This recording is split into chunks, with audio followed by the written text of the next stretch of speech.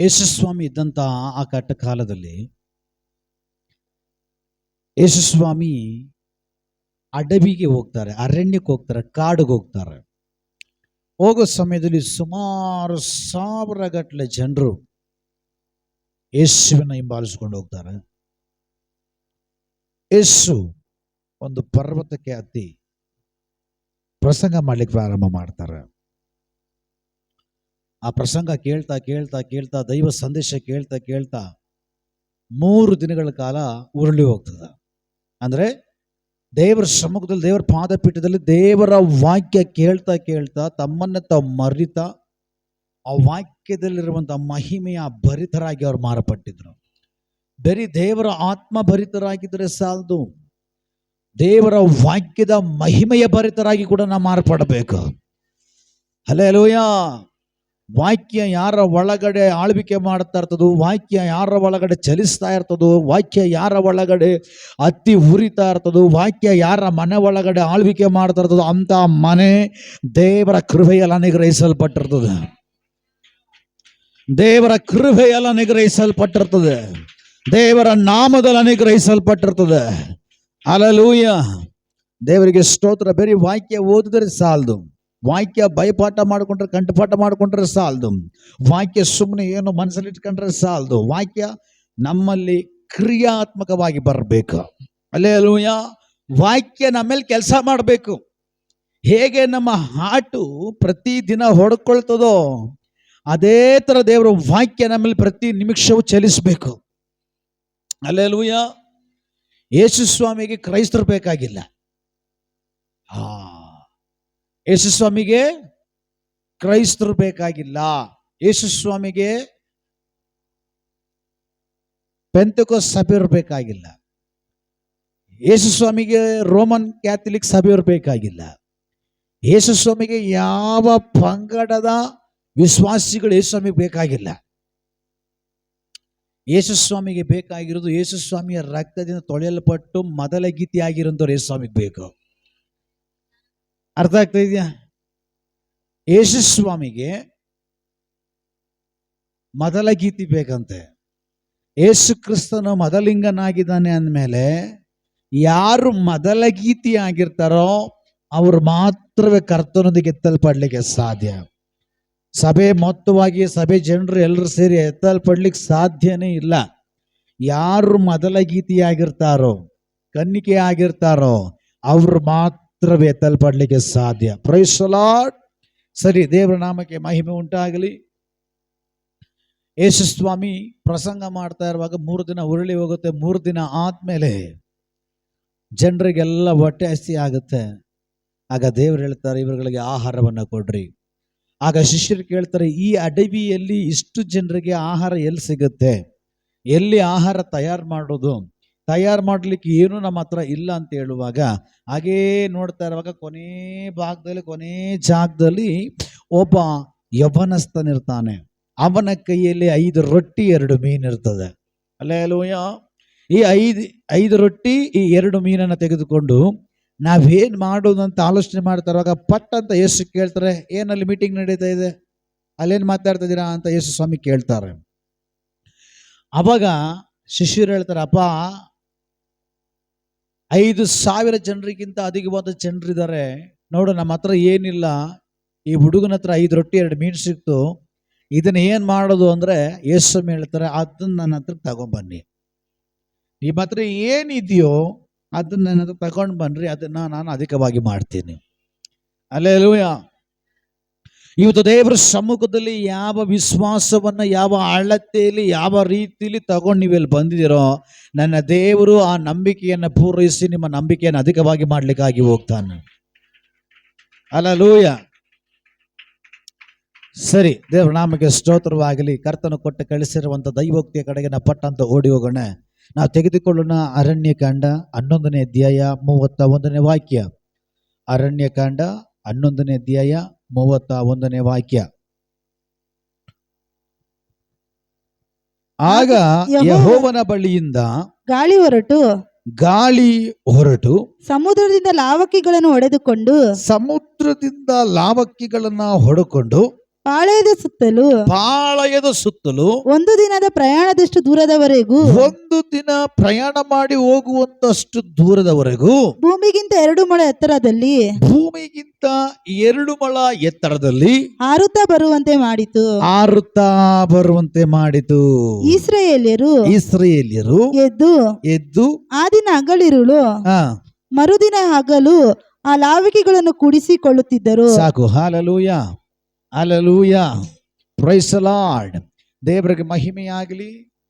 ನಮ್ಮೆಲ್ಲರಿಗೂ ಚೆನ್ನಾಗಿ ಗೊತ್ತು, ಇಸ್ರಾಯೇಲ್ ಜನರನ್ನ ದೇವರು ಐಗುಪ್ತ ದೇಶದಿಂದ ಬಿಡಿಸಿಕೊಂಡು ಬರುವಾಗ ಅವ್ರಿಗೆ ದೇವರು ಕೊಡ್ತಾ ಇದ್ದು ಮನ್ನಾ. ಅಲ್ಲೆಲೂಯಾ. ಆ ಮನ್ನಾ ಹೇಗಿರ್ತಾ ಇತ್ತು ಅಂದ್ರೆ, ಈ ಕೊತ್ಮೀರಿಯ ಕಾಳು ಗೊತ್ತಾ, ಧನಿಯಾ ಕಾಳು, ಈ ಕೊತ್ಮೀರಿಯ ಬೀಜ ಕಾಳದ ಅಷ್ಟೇ ಸೇಮ್ ಅದೇ ತರ ಇತ್ತಂತೆ. ಅವರುಗಳು ಅದನ್ನು ತೆಗೆದುಕೊಂಡು ಹೋಗಿ ಬೀಸೋ ಕಲ್ಲಿನಲ್ಲಿ ಹಾಕಿ ಅದನ್ನು ಬೀಸಿ ಅವುಗಳನ್ನು ಬೇಯಿಸಿ ರೊಟ್ಟಿಗಳನ್ನು ಮಾಡಿ ತಿಂತಾ ಇದ್ರಂತೆ. ಅಲ್ಲೆಲೂಯಾ. ಅದನ್ನ ಜಾಸ್ತಿ ತಗೊಳಂಗಿಲ್ಲ. ಅಲ್ಲೆಲೂಯಾ. ಅದನ್ನ ಜಾಸ್ತಿ ತೆಗೆದುಕೊಳ್ಳಂಗಿಲ್ಲ. ಮನ್ನಾ ಜಾಸ್ತಿ ತೆಗೆದುಕೊಳ್ಳಂಗಿಲ್ಲ. ಪ್ರತಿ ಒಬ್ಬೊಬ್ಬರು ದಿಸಕ್ಕೆ ಒಂದು ಸೇರ್ ತಗೊಬೇಕು. ಅಲ್ಲೆಲೂಯಾ.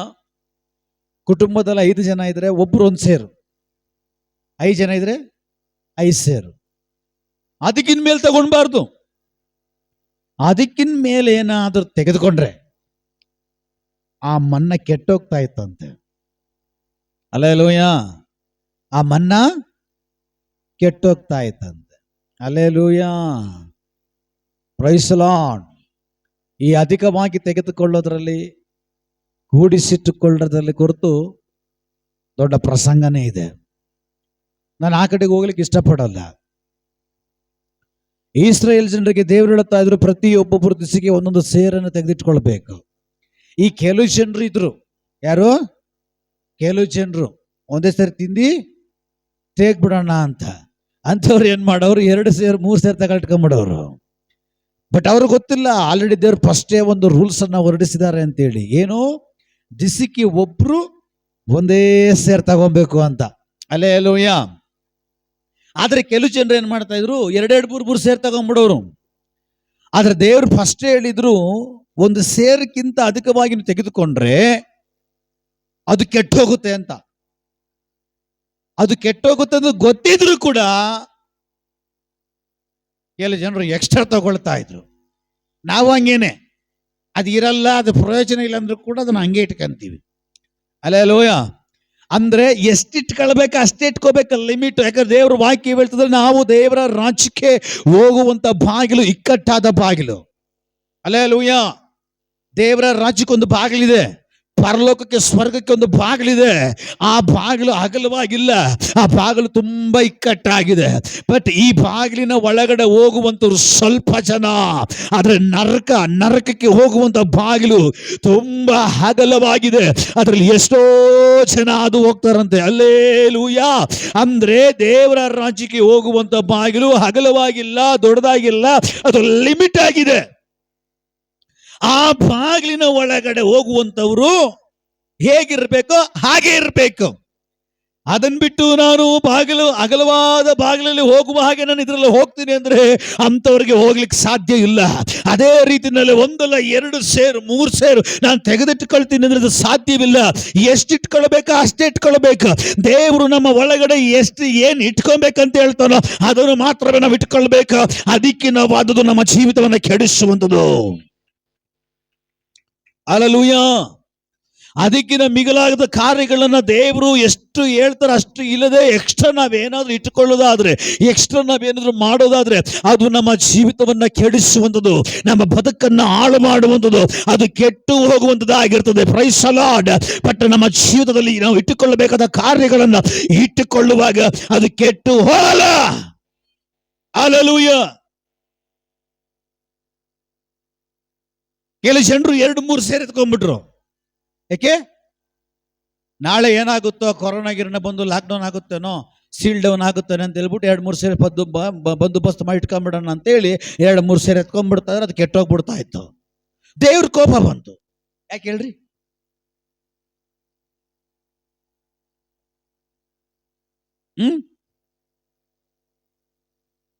ತಗೊಂಡಿದ್ದು ದೇವ್ರ ಕೋಪ ಬಂದಿಲ್ಲ. ಯಾಕೆ? ದೇವ್ರ ಗೊತ್ತು ಮನುಷ್ಯನ ಬುದ್ಧಿನೇ ನಾಯಿ ಬುದ್ಧಿ ಅಂತ. ಯಾರಂದಿದ್ದು ನಾಯಿ ಬುದ್ಧಿ ಅಂತ? ಅಲ್ಲಲೂಯ. ಮನುಷ್ಯರ ಬುದ್ಧಿ ನನಗೆ ಗೊತ್ತಿಲ್ಲ. ಮನುಷ್ಯರ ಬುದ್ಧಿ ಎಂತ ಬುದ್ಧಿ ಅಂತ ದೇವ್ರಿಗೆ ಫಸ್ಟೇ ಗೊತ್ತು. ತೆಗೆದುಕೊಂಡಿದ್ದು ದೇವ್ರ ಕೋಪ ಬಂದಿಲ್ಲ. ಯಾಕೆ ದೇವರಿಗೆ ಕೋಪ ಬಂದಿದ್ದು ಅಂದ್ರೆ, ನಾನು ಇವರಿಗೆ ಹೇಳಿದೆ ಇವತ್ತಿಗೆ ಬೇಕಾಗಿರೋದೇನೋ ಒಂದು ಸೇರು, ನೀವು ಒಂದು ಸೇರು ತಗೊಳ್ರಿ. ಯಾಕೆ ಅಂದ್ರೆ ಈ ಮನ್ನಾ ಅಂತ ಹೇಳೋದು ಬರೀ ಅವತ್ತಿಗೆ ಮಾತ್ರ ಬಂದು ಹೋಗ್ಬಿಡೋದಲ್ಲ. ದೇವರು ಹೇಳಿದ್ರು, ನಿಮ್ಮ ಪ್ರಯಾಣ ಎಷ್ಟು ವರ್ಷ ನೀವು ಮಾಡ್ತೀರೋ ಅಷ್ಟು ವರ್ಷದವರೆಗೂ ನೀವಿರುವ ಜಾಗದಲ್ಲಿ ನಿಮ್ಮ ಮುಂದಗಡೆ ಮನ್ನಾ ಬಂದು ಬೀಳ್ತದೆ. Alleluia, alleluia, alleluia. ದೇವರು ಹೇಳಿದ್ರು, ನಿನ್ನ ಪ್ರಯಾಣ ಪೂರ್ತಿ, ನೀನು ಹೋಗುವಂತ ಪ್ರಯಾಣ ಪೂರ್ತಿ, ವರ್ಷ ಪೂರ್ತಿ, ದಿನಗಳು ಪೂರ್ತಿ, ತಿಂಗಳು ಪೂರ್ತಿ, ವಾರ ಪೂರ್ತಿ ನಿನ್ನ ಮುಂದಗಡೆ ಮನ್ನಾ ಬಂದು ಬೀಳುತ್ತೆ ಅಂತ ದೇವರು ಹೇಳಿದ್ರು ಕೂಡ ನಂಬಿಕೆ ಕಳ್ಕೊಂಡ್ರು. ನಂಬಿಕೆ ಅವ್ರಿಗೆ ಇದ್ದಿದ್ರೆ ಒಂದೇ ಸೇರ್ ತಗೊಳ್ಳಿರೋರು. ನಾಳೆ ದೇವ್ರು ಕೊಡ್ತಾರ ಇಲ್ವೋ ಅಂತ ಹೇಳಿ ಆ ಅಪನಂಬಿಕೆಯಿಂದ ಇವ್ರು ಏನ್ ಮಾಡಿದ್ರು, 2 ಸೇರು 3 ಸೇರು ತೆಗೆದುಕೊಂಡ್ರು. ಅಲ್ಲೂಯ್ಯ. ದೇವ್ರಿಗೆ ಅದಕ್ಕೆ ಕೋಪ ಬಂದಿದ್ದು. ನಾನು ಇವ್ರಿಗೆ ಹೇಳ್ತಾ ಇದ್ದೀನಿ, ಪ್ರತಿದಿನ ಆಹಾರ ಕೊಡ್ತೀನಿ, ಪ್ರತಿದಿನ ಬಿಡುಗಡೆ ಕೊಡ್ತೀನಿ, ಪ್ರತಿದಿನ ಆಶೀರ್ವಾದ ಕೊಡ್ತೀನಿ. ಒಂದೇ ಸಾರಿ ಕೊಟ್ಬಿಡಂದ್ರೆ ಹೆಂಗೆ? ಆವತ್ತಿನ ಕಾಟ ಅವತ್ತಿಗೆ ಸಾಕು. ನಾಳೆ ಕುರಿತು ಚಿಂತೆ ಮಾಡಬೇಡ. ಆಕಾಶದಲ್ಲಿ ಹಾರಾಡುವಂತ ಹಕ್ಕಿಗಳನ್ನು ನೋಡು. ಅದಕ್ಕೆ ಜಮೀನಿಲ್ಲ, ಅದಕ್ಕೆ ಹೊಲ ಇಲ್ಲ, ಅದಕ್ಕೆ ಬೀಜಗಳೂ ಇಲ್ಲ, ಅದು ಬಿತ್ತೋದು ಇಲ್ಲ, ಅದು ಕುಯ್ಯೋದು ಇಲ್ಲ. ಆದರೆ ಆ ಟೈಮಲ್ಲಿ ಬೇಕಾಗಿರೋದನ್ನ ಕೊಟ್ಟು ಸಾಕಿ ಸಲಗುವುದಕ್ಕೆ ನಾನು ಶಕ್ತನಾಗಿದ್ರೆ, ದೇವ್ರು ಹೇಳ್ತಾರೆ, ಅವುಗಳಿಗಿಂತಲೂ ನೀವು ನನಗೆ ಹೆಚ್ಚಿನವರು, ಅವುಗಳಿಗಿಂತಲೂ ನೀನು ನನಗೆ ಹೆಚ್ಚು. ನಿನಗೆ ಏನ್ ಬೇಕು, ಏನ್ ಬೇಡ, ಏನ್ ಅಗತ್ಯತೆ ಇದೆ, ಏನ್ ಅಗತ್ಯತೆ ಇಲ್ಲ ಅಂತೇಳಿ ಎಲ್ಲ ನನಗೆ ಗೊತ್ತುಂಟು. ನೀನು ಆಲೋಚನೆ ಮಾಡಬೇಡ. ನಿನ್ ಭೂಯಾತ್ರೆಯ ಚಿಂತೆಯನ್ನ ನನ್ನ ಮೇಲೆ ಹಾಕು, ನಾನ್ ಸಾಗಿಸ್ತೀನಿ ಅಂತ ದೇವ್ರು ಹೇಳ್ತಾರೆ. ಅಲ್ಲೇಲೂಯಾ. ಆದ್ರೆ ಈ ಇಸ್ರಾಯೇಲ್ ಜನರು ನಂಬಿಕೆ ಕಳ್ಕೊಂಡ್ಬಿಟ್ರು. ಒಂದು ಸೇರ್ ತಗೊಳ್ಬೇಕಾಗಿರೋ ಜಾಗದಲ್ಲಿ 2-3 ಸೇರ್ ತೆಗೆದುಕೊಳ್ಳಕ್ಕೆ ಪ್ರಾರಂಭ ಮಾಡಿದ್ರು. ದೇವರಿಗೆ ಕೋಪ ಬಂತು. ಅಲೇ ಅಲ್ಪ ವಿಶ್ವಾಸಿಗಳೇ, ನಾನೇ ನಿಮ್ಮ ಸಂಗಡ ಇದ್ದೀನಲ್ವಾ, ನಾನೇ ನಿಮ್ಮ ಜೊತೆಯಲ್ಲಿ ಇದ್ದೀನಲ್ವಾ, ನಾನೇ ನಿಮ್ಮ ಮಾರ್ಗದಲ್ಲಿದ್ದೀನಲ್ವಾ, ನಾನೇ ನಿಮ್ಮ ಪ್ರಯಾಣದಲ್ಲಿದ್ದೀನಲ್ವಾ, ನಾನೇ ನಿಮ್ಮ ವಿಷಯಗಳಲ್ಲಿದ್ದೀನಲ್ಲ, ನಾನೇ ನಿನ್ನ ಕುಟುಂಬದಲ್ಲಿದ್ದೀನಲ್ಲ, ನಾನೇ ನಿನ್ನೊಂದಿಗಿರುವಾಗ ನಿನಗೆ ಬೇಕಾಗಿರೋದನ್ನು ನಾನು ಕೊಡುವುದಕ್ಕೆ ಸರ್ವಶಕ್ತನಾಗಿದ್ದೇನೆ. ಆ ಒಂದು ಸೇರ್ಗಿಂತ ಕಡಿಮೆ ತಗೊಂಡ್ಬೇಡ, ಜಾಸ್ತಿ ತಗೊಂಡ್ಬೇಡ. ದೇವ್ರು ಎಷ್ಟು ತಗೊಳಕ್ ಹೇಳ್ತಾರೋ ಅಷ್ಟು ಮಾತ್ರ ತಗೋ. ದೇವ್ರು ಏನ್ ಮಾಡಕ್ ಹೇಳ್ತಾರೋ ಅದನ್ನು ಮಾತ್ರ ಮಾಡು. ದೇವ್ರು ಹೇಳ್ತಾರೆ, ನಿನ್ನ ಯಜ್ಞ ಹೋಮಗಳಿಗಿಂತ ನಿನ್ನ ವಿಧೇಯತ್ವವೇ ನನಗೆ ಶ್ರೇಷ್ಠ ಅಂತ ದೇವ್ರು ಹೇಳ್ತಾರೆ. Alleluia, alleluia. ಸರಿ, ನಾನು ಆ ವಾಕ್ಯದ ಕಡೆಗೆ ಬರೋಕೆ ಇಷ್ಟಪಡ್ತೀನಿ. ದೇವ್ರು ಹೇಳಿದ್ರು, ಈ 40 ವರ್ಷ ದೇವ್ರು ಏನ್ ಮಾಡಿದ್ರು, 40 ವರ್ಷ ಬೇಕಾಗಿರಲಿಲ್ಲ ಪ್ರಯಾಣಕ್ಕೆ. ಮಾತ್ರ ಒಂದು 20 ದಿನ ಒಳಗಡೆ ಸಾಕಾಗಿತ್ತು ವಾಗ್ದಾನ ದೇಶಕ್ಕೆ ಹೋಗ್ಲಿಕ್ಕೆ.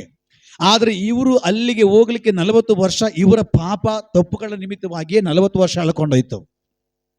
ಬರೀ 17ರಿಂದ 18 ದಿನದ ಒಳಗಡೆ ವಾಗ್ದಾನ ದೇಶಕ್ಕೆ ಹೋಗುವುದಾಗಿತ್ತು. ಆದ್ರೆ ಇವರು ಮಾಡಿದ ತಪ್ಪಿನ ನಿಮಿತ್ತವಾಗಿ ಕರೆಕ್ಟಾಗಿ 40 ವರ್ಷ ಎಳ್ಕೊಂಡೋಯ್ತು. ಈಗ ಈ 40 ವರ್ಷ ಇವರಿಗೆ ಆಹಾರ ಬೇಕಲ್ಲ, ದೇವ್ರು ಏನ್ ಮಾಡ್ತಾ ಇದ್ರು, ಇವರಿಗೆ ಬರೀ ಮನ್ನನೇ ಕೊಡ್ತಾ ಇದ್ರು. ಅಲ್ಲೇಲೂಯಾ. ನಿಮ್ಗೆ ಅರ್ಥ ಆಗಿಲ್ಲ?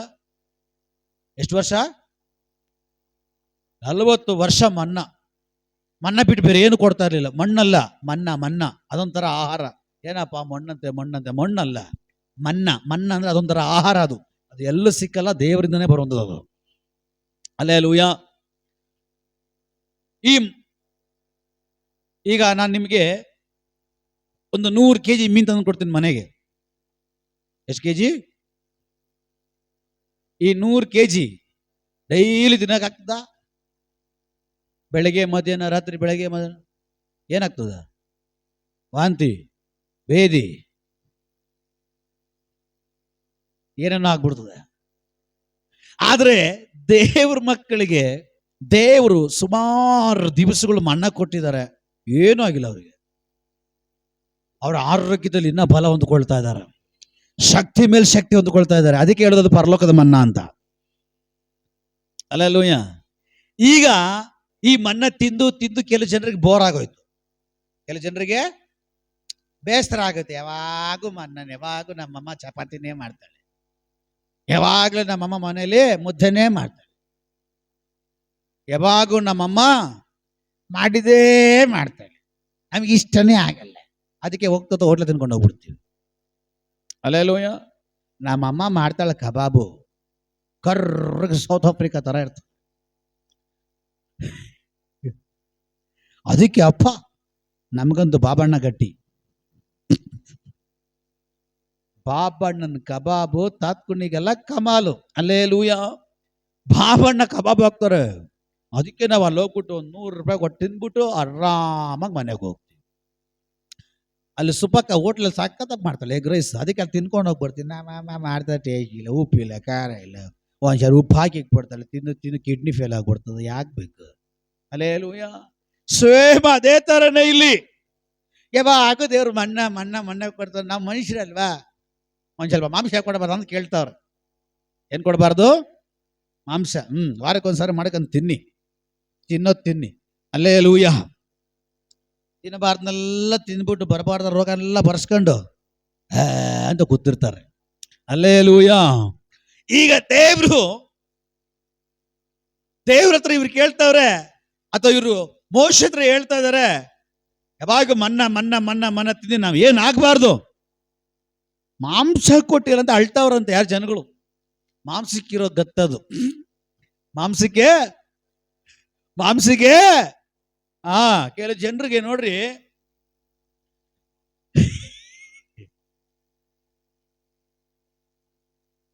ಕೆಲವು ಜನರಿಗೆ ತರಕಾರಿ ಸಾರು ಮಾಡಿದಾಗ 1-2 ತರಕಾರಿ ಕಡಿಮೆ ಹಾಕ್ಬಿಡ್ರಿ, ಹಬ್ಬ ಅಂತಾರೆ.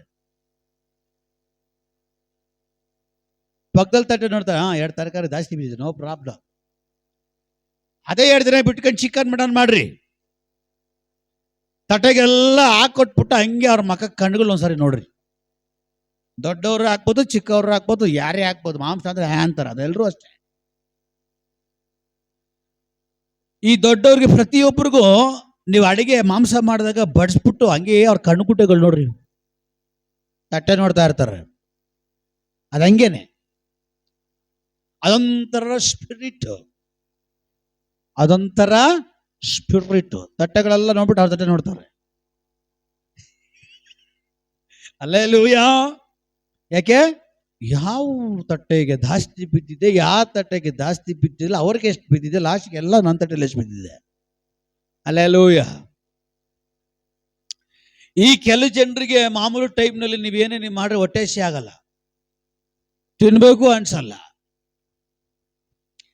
ಚಿಕನ್ ಮಾಡ್ತಾ ಇರುವಾಗಲೇ ಇನ್ನೂ ಬೆಂದಿರಲ್ಲ, ಸ್ವಲ್ಪ ಸ್ಮೆಲ್ ಬರ್ತಾರಾಗೆ ಮಮ್ಮಿ ಹೊಟ್ಟೆ ಹಸಿ ಅಂತಾರೆ. ಏನೇ ಅಡಿಗೆ ಆಯ್ತಾನೆ, ಹೊಟ್ಟೆ ಹಸಿದೆ, ಇನ್ನೂ ಎಷ್ಟೊತ್ತೆ ಅಂತ ಕೇಳ್ತಾರೆ. ಕೆಲವು ಜನರು ಬೆಳಗ್ಗೆ ಹೊತ್ತು ತಿನ್ನಕ್ಕೆ ಒತ್ತಾಯ ಮಾಡ್ಬೇಕು, ತಿನ್ರಿ ಅಂತ. ಆದ್ರೆ ಈ ಚಿಕನ್ ಸಾರು ಬಿರಿಯಾನಿನ ಮಾಡಿದ ಮಾರದಿನಿಗೆ ನೀವು ಹೇಳೋದೇ ಬೇಡ, ದಡ ಬಡ ಅಂತ ಸೌಂಡ್ ಬರ್ತಾ ಇರ್ತದೆ. ಎಲ್ಲಿ ಅಂತ ನೋಡ್ರಿ, ಕಿಚನಲ್ಲಿ. ಯಾಕ್ರಿ? ಯಾಕಮ್ಮ? ಅಯ್ಯೋ ನೀವು ಹಾಕೊಡೋದು ಲೇಟ್ ಆಗದ ಅಂದ್ಬಿಟ್ಟು ಅದಕ್ಕೆ ನಾವು ಯಾಕಂತ ತಿಂತಾ ಇದೀವಿ. ಏನ್ರಿ, ಏನ್ ಮಕ್ಕಳೇ, ಎಷ್ಟೊಂದು ಪೀಸ್ ಇತ್ತು, ಏನಾಯ್ತಾ? ಇದ್ದಿದೆ 2 ಇದ್ದಿದೆ 2. ನಾನ್ ನೋಡಿದ್ವಿ, ಇಲ್ಲ ಇದ್ದಿದೆ ಅಷ್ಟೇ. ಅವ್ರಿಗೆ ಗೊತ್ತಿಲ್ಲಲ್ಲ ಒಳಗಡೆ ಇದೆ ಅಂತ. ಎಲ್ಲಿ? ಫ್ರಿಜ್ ಒಳಗಡೆ. ಕೆಲವು ಜನರು ಅದಕ್ಕೆ ಒಂದೇ ಸಾರಿ 4 ದಿನದ್ದು ತಿನ್ಬಿಟ್ಟು ಇಟ್ಕೊಂಡ್ಬಿಡ್ತಾರೆ. ಅಲ್ಲೇಲೂಯ್ಯ. ಯಾಕೆ? ಇದೊಂದು ಫ್ರಿಜ್, ಇದು ಒಳಗಡೆನೇ ಇರ್ತದೆ. ಇನ್ನು ಯಾವಾಗ ಏನೋ ಯಾವಾಗ ಸಿಗುತ್ತೋ. ಅದಕ್ಕೆ ಈ 2ನೇ ಫ್ರಿಜ್. 1ನೇ ಫ್ರಿಜ್ಜು ಕರೆಂಟ್ ಫ್ರಿಜ್, 2ನೇ ಫ್ರಿಜ್ಜು ನಮ್ಮ ಹೊಟ್ಟೆ. ಅಲ್ಲೇಲೂಯ್ಯ. ಸ್ತೋತ್ರ. ಬೇಡ ಬಿಡಿ, ಆ ಪ್ರಸಂಗ ಆ ಕಡೆ ಅದು ಬೇರೆ ಕಡೆ ಹೋಗ್ತದೆ. ಅಲ್ಲೇಲೂಯ್ಯ. ನೋಡಿದಿರಾ, ಕೆಲ ಜನರು ಬೆಳಗಿನ ಎದ್ದು, ಮಮ್ಮಿ ಹೊಟ್ಟೆ ಹಸಿತಾ ಇದೆ, ಬೇಗ ಹಾಕ್ಕೊಡು ಬ್ರಷ್. ಯಾವತ್ತು 10 ಗಂಟೆಗೆ ಬ್ರಷ್ ಮಾಡೋರು ಅವತ್ತು ಬೆಳಗ್ಗೆ 6 ಗಂಟೆಗೆಲ್ಲ ಬ್ರಷ್ ಮಾಡಿರ್ತಾರೆ.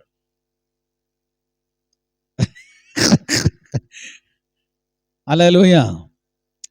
ಆ ಥರ ಆ ಮಾಂಸಕ್ಕಿರೋಂಥ ಗತ್ತು. ಇವ್ರು ಹೇಳ್ತಾರೆ, ಸ್ವಾಮಿ ಯಾವಾಗ ಮನ್ನ ತಿಂದು ತಿಂದು ನಮ್ಮ ಬಾಯಿ ಎಲ್ಲ ಮದಗಟ್ಬಿಟ್ಟಿದೆ, ದೇವ್ರು ಮಾಂಸ ಕೊಡಬಾರ್ದು ಅಂತ ಅಳುವಾಗ ಮೋಶೆಗೆ, ಅಯ್ಯೋ ಈ ಜನರನ್ನ ಯಾಕಪ್ಪ ನನಗೆ ಕೊಟ್ಟೆ, ಈ ಜನರನ್ನ ಒಂದೊಂದು ವನವಾಸ ಅಲ್ಲ ಸ್ವಾಮಿ ಅಂತ ಹೇಳ್ಬಿಟ್ಟು ಮೋಶೆ ದೇವ್ರ ಹತ್ರ ಹೋಗಿ ಬೇಡ್ತಾನೆ. ಏನಪ್ಪ ಇವ್ರು ಮಾಂಸ ಅಂತ ಕೇಳ್ತಾರೆ.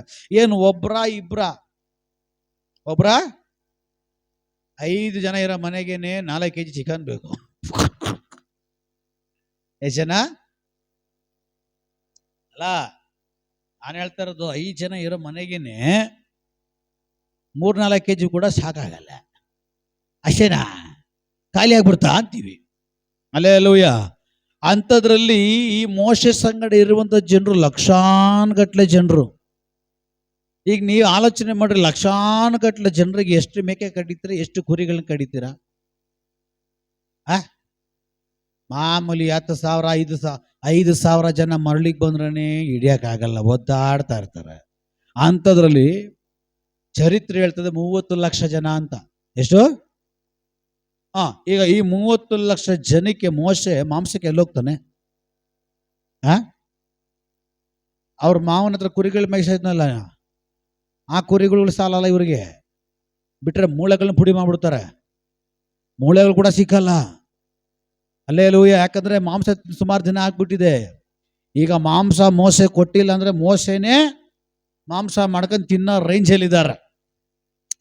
ಈಗ ನಾನು ಹೇಳ್ದೆ 5-6 ಜನ ಇರೋ ಮನೆಗೇನೆ 3.5 kg 4 kg ಮಾಂಸ ಸಾಕಾಗಲ್ಲ ಅಂತ. ಈಗ 6 ಲಕ್ಷ ಅಧಿಕವಾದ ಲಕ್ಷ ಜನಗಳಲ್ಲಿದ್ದಾರೆ.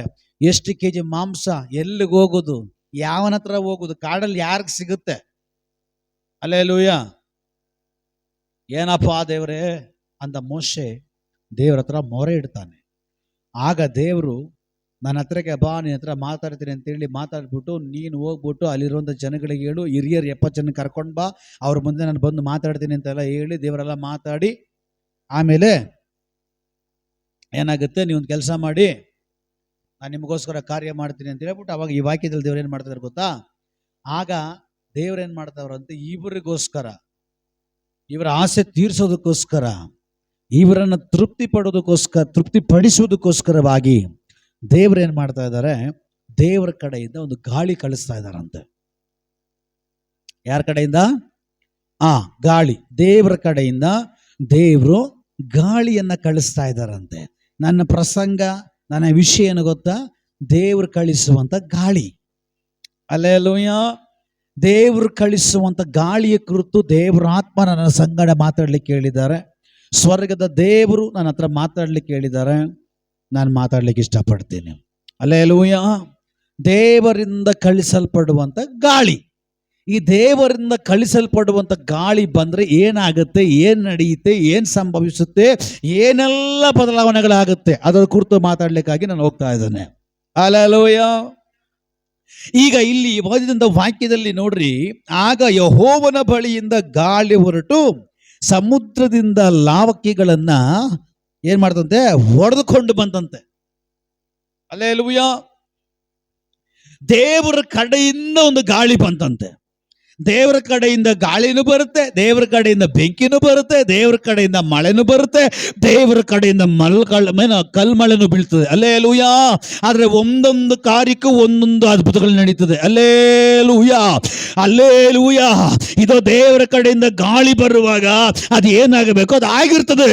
ದೇವರ ಕಡೆಯಿಂದ ಮಳೆ ಬರುವಾಗ ಎಲ್ಲ ಬಂಜೆತನ ನೀಗಲ್ಪಟ್ಟಿರ್ತದೆ. ಅಂದ್ರೆ ಎಲ್ಲ ಮರದ ಅವಸ್ಥೆ ಎಲ್ಲ ಬರ ನೀಗಲ್ಪಟ್ಟಿರ್ತದೆ. ಹಲ್ಲೆಲೂಯ. ಅದೇ ತರ ದೇವರ ಕಡೆಯಿಂದ ಮಂಜು ಕಳಿಸಲ್ಪಟ್ರೆ ದೇಶ, ಭೂಮಿ, ರಾಜ್ಯ, ಪಟ್ಟಣಗಳೆಲ್ಲ ತಣ್ಣಗಿರ್ತದೆ. ಹಲ್ಲೆಲೂಯ. ಈಗ ಇಲ್ಲಿ ದೇವ್ರು ಏನ್ ಮಾಡ್ತಾ ಇದಾರೆ ಅಂದ್ರೆ, ದೇವ್ರು ಗಾಳಿ ಕಳಿಸ್ತಾ ಇದಾರಂತೆ. ಹಲ್ಲೆಲೂಯ. ಅಂದ್ರೆ ಈ ಗಾಳಿ ಸಾಧಾರಣವಾದ ಗಾಳಿ ಅಲ್ಲ. ಆ ಕಡೆ ಈ ಕಡೆಯಿಂದ ಬರುವಂತ, ಆ ಕಡೆ ಈ ಕಡೆಯಿಂದ ಹೊರಡುವಂತ ಗಾಳಿ ಅಲ್ಲ ಈ ಗಾಳಿ ದೇವರ ಕಟ್ಟಳೆಯನ್ನು ಹೊಂದಿ, ಈ ಗಾಳಿ ದೇವರ ಕಡೆಯಿಂದ ಅಪ್ಪಣೆ ಹೊಂದಿದಾಗಿ, ಇಸ್ರಾಯೇಲ್ ಜನರ ಅನುಕೂಲಕ್ಕಾಗಿ, ಇಸ್ರಾಯೇಲ್ ಜನರ ಅದ್ಭುತಕ್ಕಾಗಿ ಸ್ವರ್ಗದ ದೇವರು ಅವನ ಕಡೆಯಿಂದ ಒಂದು ಗಾಳಿಯನ್ನು ಕಳಿಸ್ತಾ ಇದ್ದಾನೆ. ಸ್ವರ್ಗದ ದೇವರು ಇಸ್ರಾಯೇಲ್ ಜನರಿಗಾಗಿ ಗಾಳಿಯನ್ನು ಕಳಿಸ್ತಾ ತಿಳಿಸಿದ ಹಾಗೆ ಕೆಲವೊಂದು ಗಾಳಿ ನಿಮ್ಮ ವಿಷಯಗಳ ಮೇಲೆ, ನಿಮ್ಮ ಕಾರ್ಯಗಳ ಮೇಲೆ, ನಿಮ್ಮ ಮೇಲೆ, ನಿಮಗಾಗಿ ಕೆಲವು ಗಾಳಿಯನ್ನ ಸ್ವರ್ಗದ ದೇವರು ಕಳಿಸಲೇ. ರಾಬಾದ ಡಾಗಾದವ ರಾಬಾದಾಡಗಾದವು. Praise the Lord. Hallelujah.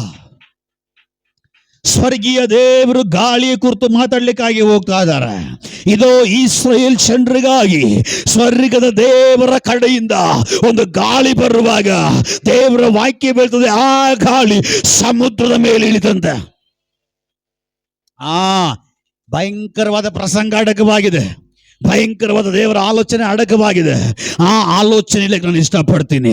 Price the lord, praise the lord, praise the lord. ಈಗ ದೇವರ ಕಡೆಯಿಂದ ಬರ್ತಾ ಇರುವಂತ ಗಾಳಿ ಎಲ್ಲಿ ಬೀಳಿಸ್ತಾ ಇದೆ? ಯಾವುದ್ರ ಮೇಲೆ ಬಂದು ಇಳಿತಾ ಇದೆ? ಯಾವುದ್ರ ಬಂದ ಮೇಲೆ ಬೀಸ್ತಾ ಇದೆ? ದೇವರ ಕಡೆಯಿಂದ ಬಂದಿರುವಂತ ಗಾಳಿ ಸಮುದ್ರದ ಮೇಲೆ ಬೀಸ್ತಾ ಇದೆ. ಅಲ್ಲೇಲೂಯ.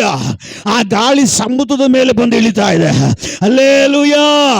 ಇದು ಇಸ್ರಾಯೇಲ್ ಜನರು ಐಗುಪ್ತ ದೇಶವನ್ನ ಬಿಟ್ಟು ಬರುವಾಗ ದೇವರ ವಾಗ್ದಾನ ಮಾಡಲ್ಪಟ್ಟಂತ ವಾಗ್ದಾನ ಕಾರ್ಯಕ್ಕಾಗಿ ಇವರು ಪ್ರಯಾಣ ಮಾಡಿಕೊಂಡು ಬರ್ತಾ ಇರುವಾಗ ಹಿಂದೆ ತಿರುಗಿ ನೋಡ್ತಾರೆ ಫರೋಹನನ ಸೈನ್ಯ, ಮುಂದೆ ತಿರುಗಿ ನೋಡ್ತಾರೆ ಕೆಂಪು ಸಮುದ್ರ. ಹಿಂದೆ ತಿರುಗಿ ನೋಡ್ತಾರೆ ಫರೋಹನನ ಸೈನ್ಯ, ಅವ್ರು ಬಂದಿರೋದು ಇವ್ರನ್ನ ನಾಶ ಮಾಡ್ಲಿಕ್ಕೆ. ಮುಂದೆ ನೋಡ್ತಾರೆ ದಾರಿ ಇಲ್ಲ. ಈಗ ಈ ಕೆಂಪು ಸಮುದ್ರ ಇಸ್ರಾಯೇಲ್ ಜನರಿಗೆ ಶತ್ರುವಾಗಿ ನಿಂತಿದೆ, ವೈರಿಯಾಗಿ ನಿಂತಿದೆ.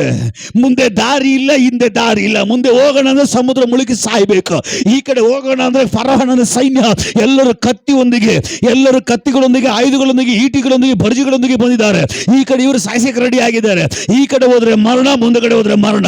ಈ ಎರಡು ಕಡೆ ಮರಣದ ನಡುವೆ ನಿಂತುಕೊಂಡು ಏನು ಮಾಡೋದಪ್ಪ ಅಂತ ದೇವರ ಕಡೆಗೆ ಮುಖ ಮಾಡುವಾಗ ಸ್ವರ್ಗದ ದೇವರು ಅವನ ಮಹಿಮೆಯನ್ನ ಸಮುದ್ರದ ಮೇಲೆ ಕಳಿಸುವಾಗ ಯಾವ ದಾರಿ ಇವರಿಗೆ ಮುಚ್ಚಲ್ಪಟ್ಟಿತ್ತು, ಯಾವ ಸಮುದ್ರ ಇವರಿಗೆ ಶತ್ರುವಾಗಿತ್ತು, ಶತ್ರುವಾಗಿದ್ದ ಸ್ಥಳವನ್ನ ನನ್ನ ದೇವರು ಇಸ್ರಾಯೇಲ್ ಜನರಿಗೆ ಒಂದು ದಾರಿಯನ್ನು ಸಿದ್ಧ ಮಾಡಿಕೊಟ್ಟ ಹಾಗೆ. ಹಲ್ಲೆಲೂಯಾ.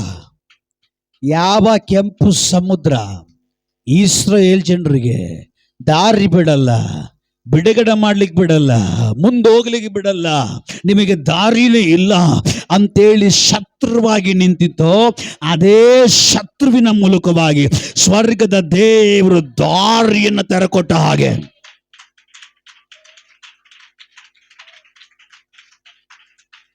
ಯಾರು ಶತ್ರುವಾಗಿ ನಿಂತಿತೋ ಅದೇ ಶತ್ರುವೇ ಇಸ್ರಾಯೇಲ್ ಜನರಿಗೆ, ದೇವರ ಮಕ್ಕಳಿಗೆ ದಾರಿ ಮಾಡಿಕೊಡ್ತಂತೆ. Hallelujah, hallelujah. ಯಾರೆಲ್ಲ ನಿಮಗೆ ಅನುಕೂಲವಾಗದೆ, ಯಾರೆಲ್ಲ ಅನನುಕೂಲವಾಗಿ ನಿಂತಿದ್ದಾರೋ,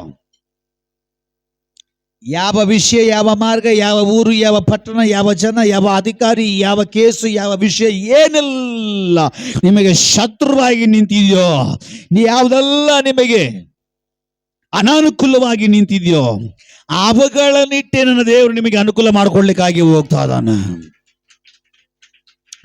ಅವುಗಳನ್ನಿಟ್ಟೆ ದೇವರು ನಿಮಗೆ ಅನುಕೂಲ ಮಾಡ್ಲಿಕ್ಕಾಗಿ ಹೋಗ್ತಾ ಇದ್ದಾನೆ. ಅವುಗಳ ಮೂಲಕವಾಗಿ ದೇವರು ನಿಮಗೆ ದಾರಿ ತಡೆಕೊಡ್ಲಿಕ್ಕಾಗಿ ಹೋಗ್ತಾ ಇದ್ದಾನೆ.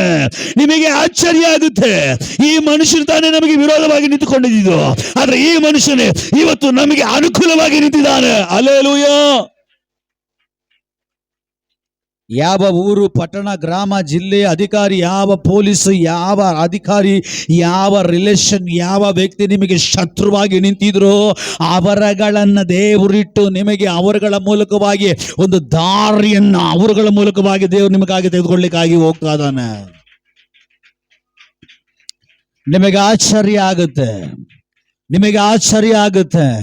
ಅಯ್ಯೋ, ನಾವು ಯಾರು ನಮಗೆ ವೈರಿ ಅನ್ಕೊಂಡಿದ್ದೀವೋ ಆ ಮನುಷ್ಯನ ಇವತ್ತು ನಮಗೆ ಹೆಲ್ಪ್ ಮಾಡ್ತದೇನಲ್ಲ, ಆ ವ್ಯಕ್ತಿಯೇ ನಮಗೆ ಅನುಕೂಲವಾಗಿದನಲ್ಲ, ಆ ವ್ಯಕ್ತಿಯೇ ನಮಗಾಗಿ ಏನೋ ಒಂದು ಹೊಸ ಕಾರ್ಯ ಮಾಡ್ತಾ ಇದನಲ್ಲ. ಇದು ಹೇಗೆ ಅಂತ ಹೇಳಿ ನೀವು ಆಶ್ಚರ್ಯ ಪಡೋ ರೀತಿಯಲ್ಲಿ ನಿಮಗೆ ಯಾರು ಶತ್ರುಗಳಾಗಿ ನಿಂತಿದ್ದಾರೋ ಅವರುಗಳನ್ನ ದೇವರು ನಿನಗಾಗಿ ಈ ದಿನಗಳಲ್ಲಿ ಉಪಯೋಗಿಸುವುದಕ್ಕಾಗಿ ಹೋಗ್ತಾ ಇದ್ದಾನೆ. ಹಲ್ಲೆಲೂಯಾ.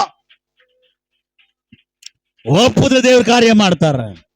ನೀನ್ ಒಪ್ಪೋದಾದ್ರೆ ದೇವ್ರ ಕಾರ್ಯ ಮಾಡ್ತಾರ. ನೀನ್ ನಂಬೋದಾದ್ರೆ ದೇವ್ರ ಕಾರ್ಯ ಮಾಡ್ತಾನೆ. ನೋಡಿ ನಂಬುವನಿಗಿಂತ ನೋಡದೆ ನಂಬುವನು ಧನ್ಯನೆಂಬುದಾಗಿ ಹೇಳಿ ದೇವರ ವಾಕ್ಯ ಹೇಳೋ ರೀತಿಯಲ್ಲಿ ನೀನ್ ನಂಬಿದ್ರೆ ನಿನಗಾಗಿ ಕಾರ್ಯ ಮಾಡುವಂತ ದೈವ ಶಕ್ತಿ. ಹಲ್ಲೆಲೂಯಾ. ಯಾವ ಸಮುದ್ರ ಇವರಿಗೆ ಶತ್ರುವಾಗಿ ನಿಂತಿತ್ತೋ ಅದೇ ಸಮುದ್ರವನ್ನ ನನ್ನ ದೇವರು ಇಸ್ರಾಯೇಲ್ ಜನರಿಗೆ ದಾರಿ ಮಾಡಿಕೊಡ್ತಾ ಇದ್ದಾನೆ. ಈಗ ಈ ಗಾಳಿ ಬಂದು ಬೀಸ್ತಾ ಇರೋದು ಅದೇ ಸಮುದ್ರದ ಮೇಲೆ. ಯಾವ ಸಮುದ್ರ ನಮ್ಮನ್ನ ಬಿಟ್ಟುಕೊಡಲ್ಲ, ಯಾವ ಸಮುದ್ರ ಹೇಳ್ತೋ ನಾನು ನಿಮ್ಮನ್ನ ಬಿಟ್ಟುಕೊಡಲ್ಲ, ಯಾವ ಸಮುದ್ರ ಹೇಳ್ತೋ ನಿಮಗೆ ದಾರಿ ಇಲ್ಲ, ಯಾವ ಸಮುದ್ರ ಹೇಳ್ತೋ ಇವತ್ತು ನೀವು ನಾಶ ಅಂತ ಹೇಳಿ ಅದೇ ಸಮುದ್ರದಲ್ಲಿ ದೇವರು ದಾರಿ ತೆಗೆದುಕೊಟ್ಟ. ಅದೇ ಸಮುದ್ರ ಇವರಿಗೆ ದಾರಿಯಾಗಿತ್ತು. ಯಾವ ಸಮುದ್ರ ನಿಮ್ಮನ್ನು ನಾಶ ಮಾಡ್ತೀನಿ ಅಂತ ಹೇಳ್ತೋ ಅದೇ ಸಮುದ್ರ, ಯಾವ ಸಮುದ್ರ ನಿಮಗೆ ವೈರಿ ಆಗಿತ್ತೋ ಅದೇ ಸಮುದ್ರ ಇನ್ನ ಒಂದು ವೈರಿಯನ್ನ ನಿಮಗೆ ಅನುಕೂಲ ಆಗತಕ್ಕ ಹಾಗೆ ಆ ವೈರಿಗಳನ್ನ ಈ ವೈರಿ ನಾಶ ಮಾಡ್ತು. ಅದೇ ಹೇಳೋದು, ಮುಳ್ಳನ್ನ ಮುಳ್ಳಿಂದಲೇ ತೆಗಿಬೇಕು ಅಂತ. ಹಲ್ಲೆಲೂಯಾ. ದೇವರು ನಿಮ್ಮ ಸಂಗಡ ಇದ್ರೆ, ದೇವರು ನಿಮ್ಮ ಜೊತೆನಲ್ಲಿದ್ರೆ, ದೇವರು ನಾನು ನಿಮ್ಮನ್ನು ನಡೆಸ್ತೀನಿ ಅಂತ ಹೇಳಿದ್ರೆ, ದೇವರು ನಾನು ನಿಮಗೆ ಸಹಾಯ ಮಾಡ್ತೀನಿ ಅಂತ ಹೇಳಿದ್ರೆ, ಅದು ಎಂಥ ಬಂಡೆ ಆಗಲಿ ನಿಮ್ಮ ಮಾತು ಕೇಳಬೇಕು. ಅದು ಎಂಥ ಸಮುದ್ರವಾಗಲಿ ಅದು ನಿಮ್ಮ ಮಾತು ಕೇಳಬೇಕು. ಅದು ಎಂಥ ಆನೆ ಆಗಲಿ ಅದು ನಿಮಗೆ ನಿಮ್ಮ ಮಾತಿಗೆ ವಿಧೇಯರಾಗಲೇಬೇಕು. ಹಲ್ಲೆಲೂಯಾ. ಈಗ ದೇವರಿಂದ ಕಳಿಸಲ್ಪಡ್ತಿರುವಂತ ಗಾಳಿ ಅದೇ ಸಮುದ್ರದ ಮೇಲೆ ಬಂದು ಬೀಳ್ತಾ ಇದೆ. ಹಲ್ಲೆಲೂಯಾ. ಇಸ್ರಾಯೇಲ್ ಜನರಿಗೆ, ದೇವರ ಮಕ್ಕಳಿಗೆ ಯಾವ ಸಮುದ್ರ ಶತ್ರುವಾಗಿತ್ತು ಆ ಶತ್ರುವಾಗಿರುವಂತ ಸಮುದ್ರದ ಮೇಲೆ ದೇವರ ಕಡೆಯಿಂದ ಗಾಳಿ ಬರ್ತಾ ಇದೆ.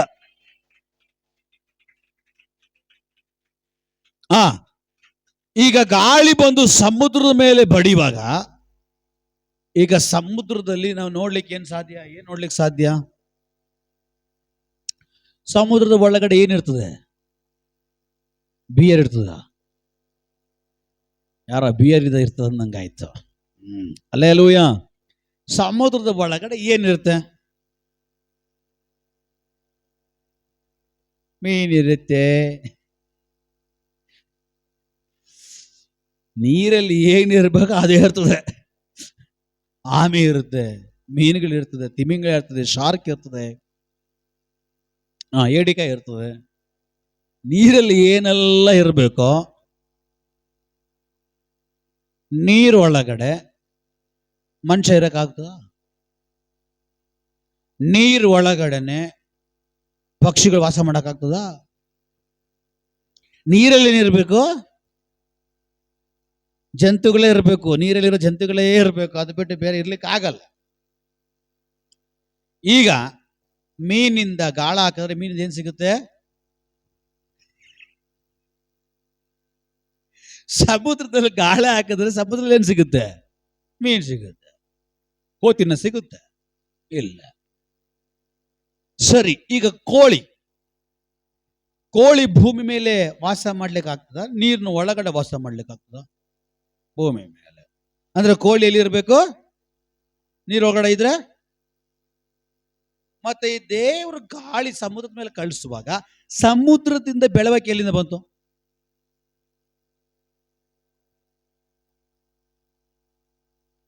ಹಲೋ. ಈಗ ದೇವರು ನೀರ್ ಮೇಲೆ ಗಾಳಿ ಕಳಿಸ್ರೆ ನೀರಿಂದ ಏನ್ ಬರಬೇಕು? ಇವ್ರಿಗೆ ಮಾಂಸ ತಾನೇ ಬೇಕು. ಮೀನುಗಳು ಬಂದು ಬಿದ್ರೆ ಆಯ್ತಲ್ಲ.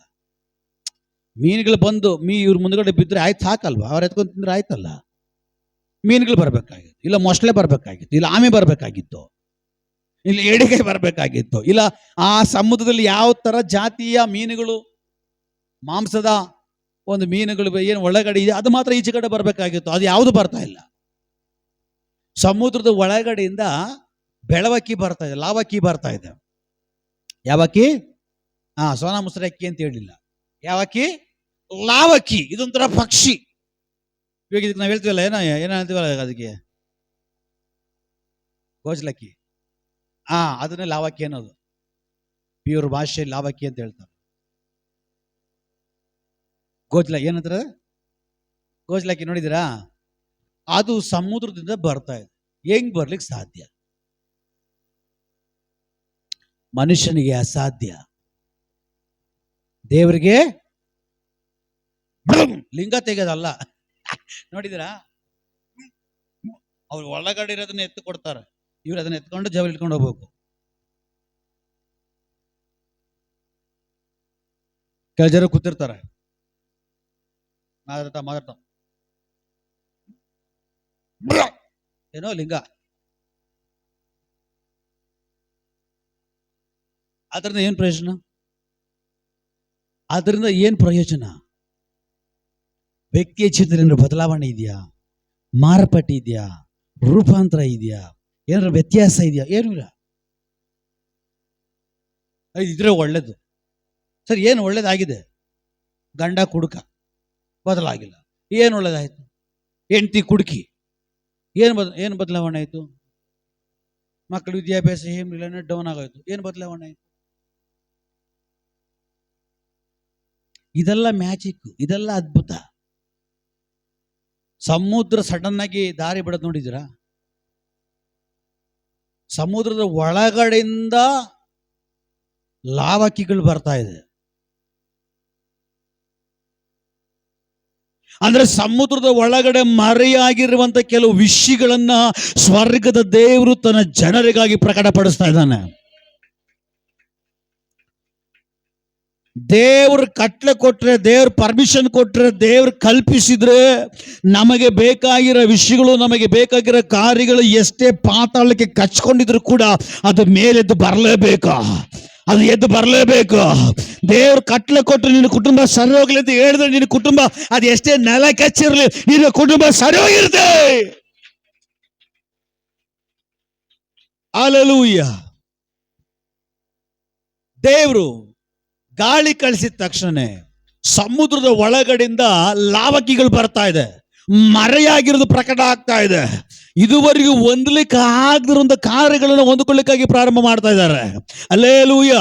ಅದು ಮಾತ್ರವಲ್ಲ, ಆ ಗಾಳಿ ಬೀಸ್ಕೊಂಡು ಆ ಲಾವಕ್ಕಿಗಳನ್ನ ಬಡ್ಕೊಂಡು ಬಂತಂತೆ, ಓಡ್ಕೊಂಡು ಬಂತಂತೆ. ಅದು ಎಲ್ಲಿಗೆ ಬಂದಂತೆ? ಇಸ್ರಾಯೇಲ್ ಜನರ ಹತ್ರ ಬಂದಂತೆ. ಹಲ್ಲೆಲೂಯಾ.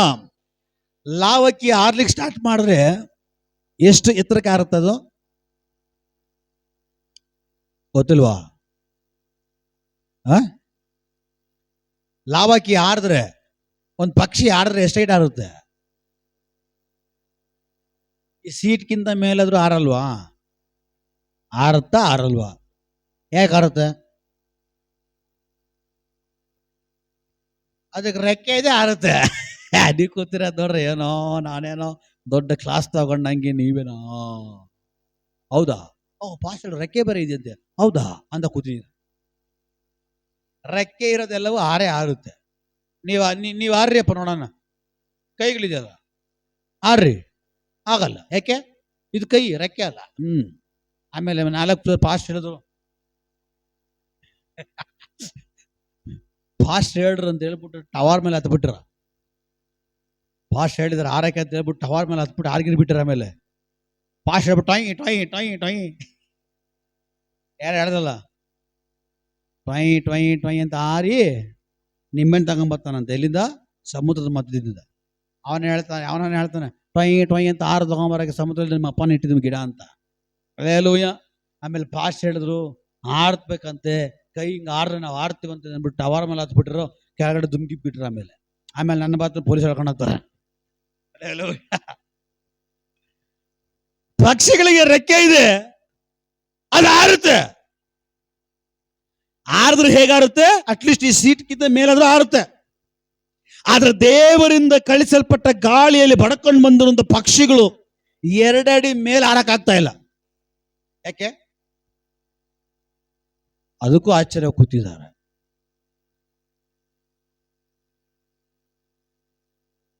2 ಮೊಳ ಎಷ್ಟು ಬರ್ತದೆ? 2 ಮೊಳ ಎಷ್ಟು ತೋರಿಸ್ತಾವ. 2 ಮೊಳ ಹೆಂಗ್ ಬರ್ತದೆ? ಎಷ್ಟೈತು? 2 ಮೊಳ. 1 ಮೊಳ, 2 ಮೊಳ, ಇದು ನಿರ್ಮಲ. ಹಲ್ಲೆಲೂಯಾ. 1 ಮೊಳ, 2 ಮೊಳ. ಈಗ 2 ಮೊಳ ಭೂಮಿಯಿಂದ 2 ಮೊಳ ಎತ್ತರದಲ್ಲಿ ಅಂದ್ರೆ ಎಷ್ಟೈತು? ನಿಮಗೆ ಅರ್ಥ ಆಗಿಲ್ಲ, ನಿಮ್ದಕ್ಕೆ ಒಳಗೆ ಹೋಗಿಲ್ಲ. ಭೂಮಿಯಿಂದ 2 ಮೊಳ ಎತ್ತರದಲ್ಲಿ ಅಂದ್ರೆ ಎಷ್ಟಾಯ್ತು? ಕೆಳಗಿಂದ ತೋರಿಸಿ ಒಂದ್ಸಾರಿ. 2 ಮೊಳ ಅಷ್ಟು ಬರ್ತದಾ? ಓಕೆ, ಓಕೆ, ಇಟ್ಕೊಳ್ರಿ, ಕೈ ಹಿಂಗ್ ಇಟ್ಕೊಳ್ರಿ. 2 ಮೊಳ ಎಷ್ಟು? ಗಿದ್ಯೋನ ಅಷ್ಟು. ಅಂದ್ರೆ ಚಿಕ್ಕ ಮಕ್ಕಳಿಗೂ ಕಷ್ಟ ಆಗಬಾರ್ದು, ಚಿಕ್ಕ ಮಕ್ಕಳಿಗೂ ಕಷ್ಟ ಆಗಬಾರ್ದು, ಅವ್ರು ಹಿಡ್ಕೊಂಡು ತಿನ್ಬೇಕು. Hallelujah, hallelujah. ನನ್ನ ದೇವರು ಒಂದು ಸಾರಿ ಕೊಟ್ರೆ ಯಾರಿಗೂ ಕಷ್ಟ ಆಗಬಾರ್ದು. ಕಷ್ಟನೇ ಪಡೆದೇ ಇರುವ ಹಾಗೆ ನೀನು ಹಿಡಿದು ಎತ್ಕೊಂಡು ತಿನ್ನುವ ಹಾಗೆ ಕಾರ್ಯ ಮಾಡೋ ದೇವರು. ಇನ್ನೊಂದು ಕಡೆಗೆ ವಾಕ್ಯ ಬೀಳ್ತದೆ, ಇಲ್ಲದೆ ಇರುವುದನ್ನ ಇರುವ ಹಾಗೆ ಮಾಡೋ ದೇವರು. ಹಲ್ಲೆಲೂಯಾ. ಅಲ್ಲಿ ದೇವರು ಸಮುದ್ರದ ಮೇಲೆ ಗಾಳಿಯನ್ನು ಬೀಸುವಾಗ ಯಾವ ಸಮುದ್ರ ಶತ್ರುವಾಗಿತ್ತೋ ಅದೇ ಸಮುದ್ರದಿಂದ ದೇವರ ಮಕ್ಕಳಿಗೆ ದೇವರ ಆಹಾರವನ್ನು ಒದಗಿಸ್ತಾ ಇದ್ದಾನೆ, ಮಾಂಸವನ್ನು ಒದಗಿಸ್ತಾ ಇದ್ದಾನೆ. ಯಾವುದು ನೀನು ಆಗಲ್ಲ, ಇದು ಅಸಾಧ್ಯ ಅಂತ ಹೇಳ್ತಾ ಇದೆಯೋ, ಇದರಿಂದ ಏನು ನಮಗೆ ಸಿಕ್ಕಲ್ಲ ಅಂತ ಹೇಳ್ತಾ ಇದೆಯೋ, ಅದ್ರ ಮೂಲಕವಾಗಿ ಸ್ವರ್ಗದ ದೇವರು ನಿನಗೆ ಒದಗಿಸಿಕೊಡುವಂತೆ ಈ ದಿನಗಳಲ್ಲಿ ದೇವರು ಕಾರ್ಯವನ್ನು ಮಾಡೋದಕ್ಕಾಗಿ ಹೋಗ್ತಾ ಇದ್ದಾನೆ. ನೀನು ಒಪ್ಪಿದ್ರೆ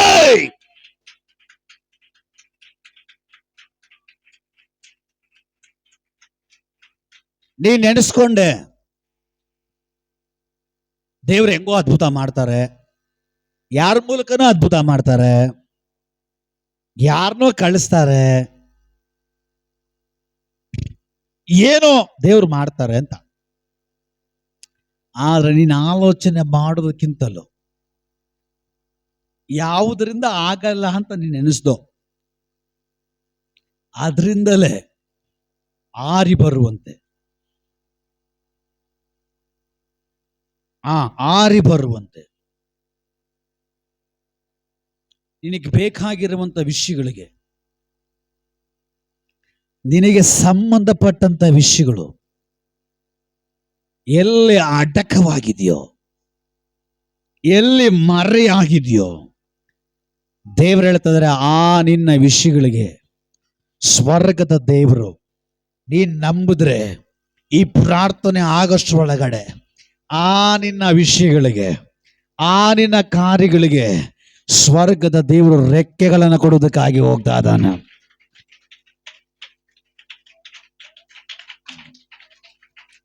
ನಿಮಗೇನ ಅರ್ಥ ಆಗಿಲ್ಲ ಅಲ್ಲ? ಸಿಂಪಲ್ ಆಗಿ ನಿಮ್ಗೆ ಅರ್ಥ ಆಗುವ ಹಾಗೆ, ಚಿಕ್ಕವರಿಂದ ಮೊದಲುಗೊಂಡು ದೊಡ್ಡವರ ತನಕ ಪ್ರತಿಯೊಬ್ಬರಿಗೂ ಅರ್ಥ ಆಗುವ ಹಾಗೆ ಹೇಳ್ತೀನಿ ಕೇಳ್ರಿ. ಈಗ ನಿನ್ನ ಕುಟುಂಬದಲ್ಲಿ ಗಂಡನ ಕಡೆಯಿಂದಲೋ ಅಥವಾ ಹೆಂಡತಿ ಕಡೆಯಿಂದಲೋ ಒಂದು 5 ಎಕರೆ ಜಮೀನಿದೆ ಅಥವಾ 2 ಎಕರೆ ಜಮೀನಿದೆ ಅಥವಾ ಎಷ್ಟೋ ಸೈಟ್ಗಳಿದೆ, ಕೇಸ್ ಇದೆ. ಏನು ಮಾಡಿದ್ರು ಆ ಕೇಸ್ ನಿನ್ನ ಕಡೆ ಆಗ್ತಾ ಇಲ್ಲ. ಏನು ಮಾಡಿದ್ರು ಆ ಕೇಸ್ ನೀನು ಸೋಲ್ತಾ ಇದೆಯಾ. ಈಗ ಅದು ನಿನ್ನ ವಿಷಯ, ಆ ವಿಷಯ ಪಾಸ್ ಆಗ್ಬಿಟ್ರೆ ನಿನ್ನ ಎಷ್ಟೋ ವಿಷಯಗಳಿಗೆ ಅದು ಪರಿಹಾರ ಆಗುತ್ತೆ, ಅದು ಎಷ್ಟೋ ವಿಷಯಗಳಿಗೆ ಅನುಕೂಲವಾಗಿ ಮಾರ್ಪಡುತ್ತೆ. ಆದ್ರೆ ಸುಮಾರು ವರ್ಷಗಳಿಂದ ನೀನ್ ಏನ್ ಮಾಡ್ತಾ ಇದೀಯಾ, ಪ್ರಯತ್ನ ಪಡ್ತಾ ಇದೀಯಾ ಪಟ್ಟು ಸಾಕಾಗಿ ಇನ್ನು ಆಗಲ್ಲ ಅನ್ನೋ ಸ್ಟೇಜ್ಗೆ ನೀನ್ ಆಲೋಚನೆ ಬಂದ್ಬಿಟ್ಟಿದೆ. ಆದ್ರೆ ದೇವ್ರು ಹೇಳ್ತಾ ಇದ್ದಾರೆ, ಆ ವಿಷಯಕ್ಕೆ, ಆ ಕೇಸ್ಗೆ ನಾನು ರೆಕ್ಕೆಗಳನ್ನು ಕೊಡುತ್ತೇನೆ.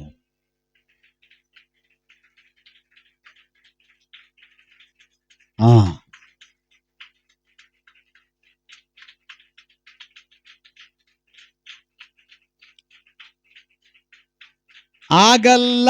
ನೀನು ಏನು ಎದುರು ನೋಡ್ತಾ ಇದೆಯೋ, ಎದುರು ನೋಡಿ ಸಾಕಾಗಿದ್ದೀನ, ಆಗಲ್ಲ ಅಂತ ನೀನು ಎಣಿಸ್ತಾ ಇದೆಯಲ್ಲ, ಆ ಆಗಲ್ಲ ಅಂತ ನೆನೆಸ್ತಾ ಇರುವಂತ ವಿಷಯಗಳಿಗೆ ದೇವರು ಈ ಪ್ರಾರ್ಥನೆ ಆಗೋಷ್ಟರೊಳಗಡೆ ಆ ವಿಷಯಗಳ ಮೇಲೆ ರೆಕ್ಕೆಗಳನ್ನು ಕೊಡುವುದಕ್ಕಾಗಿ ಹೋಗ್ತಾ ಇದ್ದಾನೆ. ಆ ಕಾರ್ಯಗಳಿಗೆ ರೆಕ್ಕೆಗಳನ್ನು ಕೊಡುವುದಕ್ಕಾಗಿ ಹೋಗ್ತಾ ಇದ್ದಾನೆ.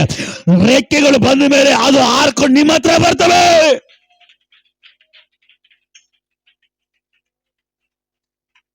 ಹಲ್ಲೆಲೂಯಾ. ಅವುಗಳಿಗೆ ರೆಕ್ಕೆ ಬಂದು ಅದು ಹಾರ್ಲಿಕ್ಕೆ ಸ್ಟಾರ್ಟ್ ಮಾಡುತ್ತೆ. ಅದು ಹಾರ್ಕೊಂಡು ಯಾವುದೋ ಅಡ್ರೆಸ್ಗೆ ಹೋಗಲ್ಲ, ಅದು ಹಾರ್ಕೊಂಡು ನಿನ್ನ ಅಡ್ರೆಸ್ಗೆ ಬರ್ತದೆ. ನಿನ್ನ ಅಡ್ರೆಸ್ಗೆ ಏನು ಬರಬೇಕು, ನಿನ್ನ ಅಡ್ರೆಸ್ಗೆ ಯಾವ್ದೆಲ್ಲ ಬರಬೇಕು, ಅವುಗಳಿಗೆ ದೇವರು ರೆಕ್ಕೆಗಳನ್ನು ಕೊಟ್ಟು ಆರಿಸುವಂತೆ ಮಾಡುವಂತ ಸಮಯ ಬಂದಾಗಿದೆ ಅಂತ ಹೇಳಿ ಸೈನ್ಯಗಳ ಒಡೆಯನು ಈ ರಾತ್ರಿಯ ವೇಳೆಯಲ್ಲಿ ಏ ಸಭೆಯೇ ದೇವರಿನೊಟ್ಟಿಗೆ ಮಾತಾಡ್ತಾ ಇದ್ದಾರೆ. ಸ್ವಾಗತ ಮಾಡು, ದೈವ ಆಲೋಚನೆಯನ್ನು ಸ್ವೀಕಾರ ಮಾಡು.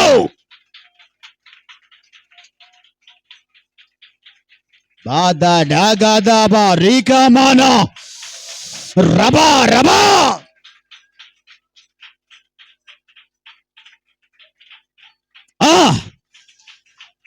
ಜೀಸಸ್. ಇವರಗಳ ವಿಷಯಗಳು ಏನ್ ಮರೆಯಾಗಿದೆಯೋ, ಏನ್ ಅಡಕವಾಗಿದೆಯೋ, ಇದುವರೆಗೆ ಹೊಂದಿಲ್ಲವೋ ಆ ವಿಷಯಗಳಿಗೆ ಈ ರಾತ್ರಿಯ ವೇಳೆಯಲ್ಲಿ ನಾನು ವಾಚನದ ಆಧಾರದ ಮೇರೆಗೆ ನಾನು ಕಟ್ಟಲೆ ಕೊಡ್ತಾ ಇದ್ದೇನೆ. ಅವುಗಳಿಗೆ ರೆಕ್ಕೆ ಬರಲೇ. Early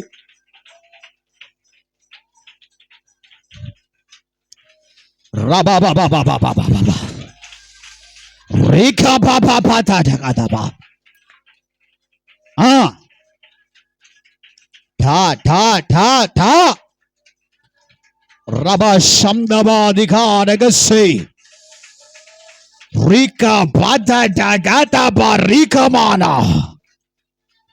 Jesus. ನೀನು ಇವತ್ತು ಇಲ್ಲಿವರೆಗೂ ಬಂದಿರೋದು ವ್ಯರ್ಥ ಆಗಲ್ಲ. ಸೈನ್ಯಗಳ ಒಡೆಯನು ಮಾತಾಡ್ತಾ ಇದ್ದಾನೆ ಅಂದಮೇಲೆ ಅದು ನಡೆಯೋದು ನಿಶ್ಚಯ, ಅದಾಗೋದು ನಿಶ್ಚಯ. ಇಲ್ಲಿವರೆಗೂ ನೀನು ಕಷ್ಟಪಟ್ಟು ಹಿಡ್ಕೊಳಕ್ಕಾಗಿಲ್ಲ, ಇಲ್ಲಿವರೆಗೂ ನೀನು ಪ್ರಯತ್ನ ಪಟ್ಟೆ ಹೊಂದಿಕೊಳ್ಳಿಕ್ಕಾಗಿಲ್ಲ. ಆದರೆ ದೇವರು ಕಾರ್ಯ ಮಾಡ್ಲಿಕ್ಕೆ ಪ್ರಾರಂಭ ಮಾಡಿದ್ರೆ, ನನ್ನ ದೇವರು ತೀರ್ಮಾನ ಮಾಡ್ಲಿಕ್ಕೆ ಪ್ರಾರಂಭ ಮಾಡಿದ್ರೆ, ನೀನ್ ಇರುವ ಜಾಗದಲ್ಲೇ, ನೀನ್ ಇರುವ ಸ್ಥಳದಲ್ಲೇ ನೀನ್ ಕಷ್ಟ ಪಡೆದಿರ, ನೀನ್ ಅನುಕೂಲವಾಗಿ ಹಿಡಿದುಕೊಳ್ಳುವಂತೆ, ಪಡೆದುಕೊಳ್ಳುವಂತೆ, ಹೊಂದಿಕೊಳ್ಳುವಂತೆ ನನ್ನ ದೇವರು ಅವುಗಳಿಗೆ ರೆಕ್ಕೆಗಳನ್ನು ಕೊಟ್ಟು ನೀನ್ ಇರುವ ಜಾಗದ ಕಡೆಗೆ ಸ್ವರ್ಗದ ದೇವರು ಕಾಣಿಸುವುದಕ್ಕಾಗಿ ಹೋಗ್ತಾ ಇದ್ದಾನೆ.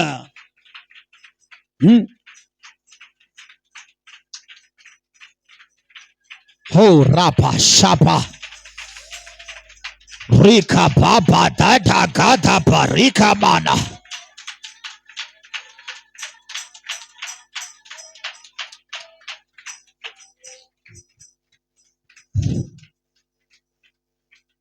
ನಾನು ನೋಡ್ತಾ ಇದ್ದೇನೆ, ತೀರ ಒಣಗಿದೆ ಹೋದ ಎಲುಬುಗಳು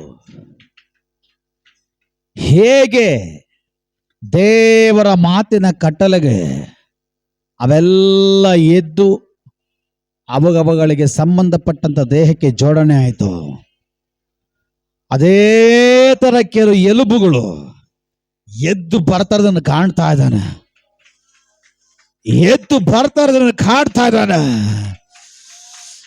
ಎದ್ದು ಬರ್ತಾ ಇರೋದನ್ನು ಕಾಣ್ತಾ ಇದ್ದಾನೆ. ಅದು ನಡೀಲಿ, ಇವರುಗಳ ವಿಷಯಗಳಲ್ಲಿ ನಡೀಲಿ, ಇವರುಗಳ ಕಾರ್ಯಗಳಲ್ಲಿ ಅದು ನಡೀಲಿ, ಇವರುಗಳ ಜೀವಿತಗಳಲ್ಲಿ ಅದು ನಡೀಲಿ. ಜೀಸಸ್. ರಬಾ ಶಬ್ದವಾದಿಗಾದ ಗಜ ರೀಕಮಾನ ಪ್ರೌಢ ಪ್ರಮಾಣ.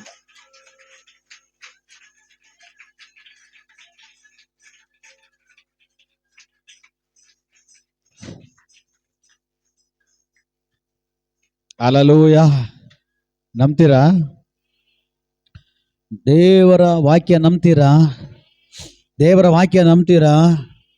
ಸಡನ್ ಆಗಿ ರೆಕ್ಕೆಗಳು ಬಂದು ಹಾರ್ಕೊಂಡು ದೇವರ ಜನರ ಮುಂದಗಡೆ ಬರ್ತಾ ಇದೆ. ಹಲ್ಲೆಲೂಯ.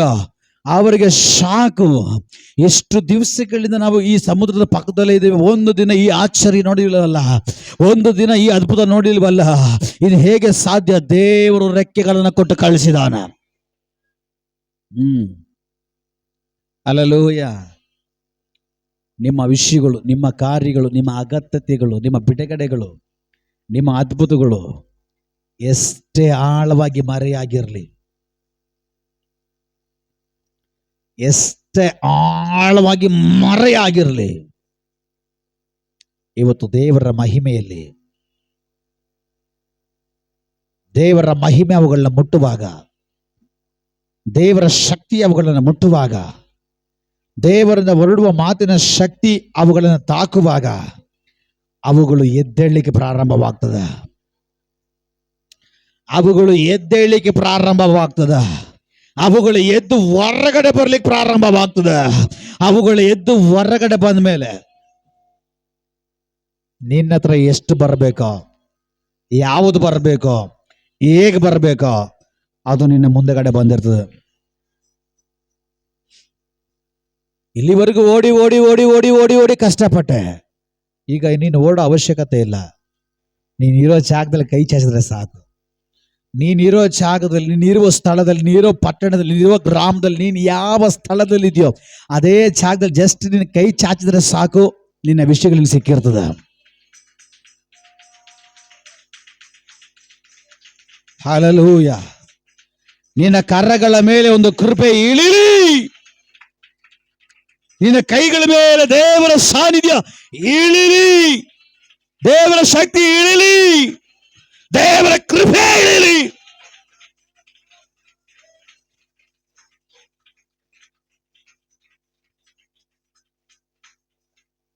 Price the lord. ನಂಬ್ತೀರಾ? ನಂಬ್ತೀರಾ?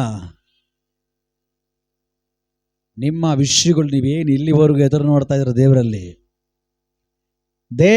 ನೀವು ಏನು ಎದುರು ನೋಡ್ಕೊಂಡು ಇಲ್ಲಿ ಬಂದಿದ್ದೀರೋ, ಸುಮಾರು ವರ್ಷಗಳಿಂದ ನೀವು ಎದುರು ನೋಡ್ತಾ ಇದ್ದೀರೋ, ಆ ವಿಷಯಗಳಿಗೆ, ಆ ಕಾರ್ಯಗಳಿಗೆ ದೇವರ ರೆಕ್ಕೆ ಕೊಡ್ತಾನೆ.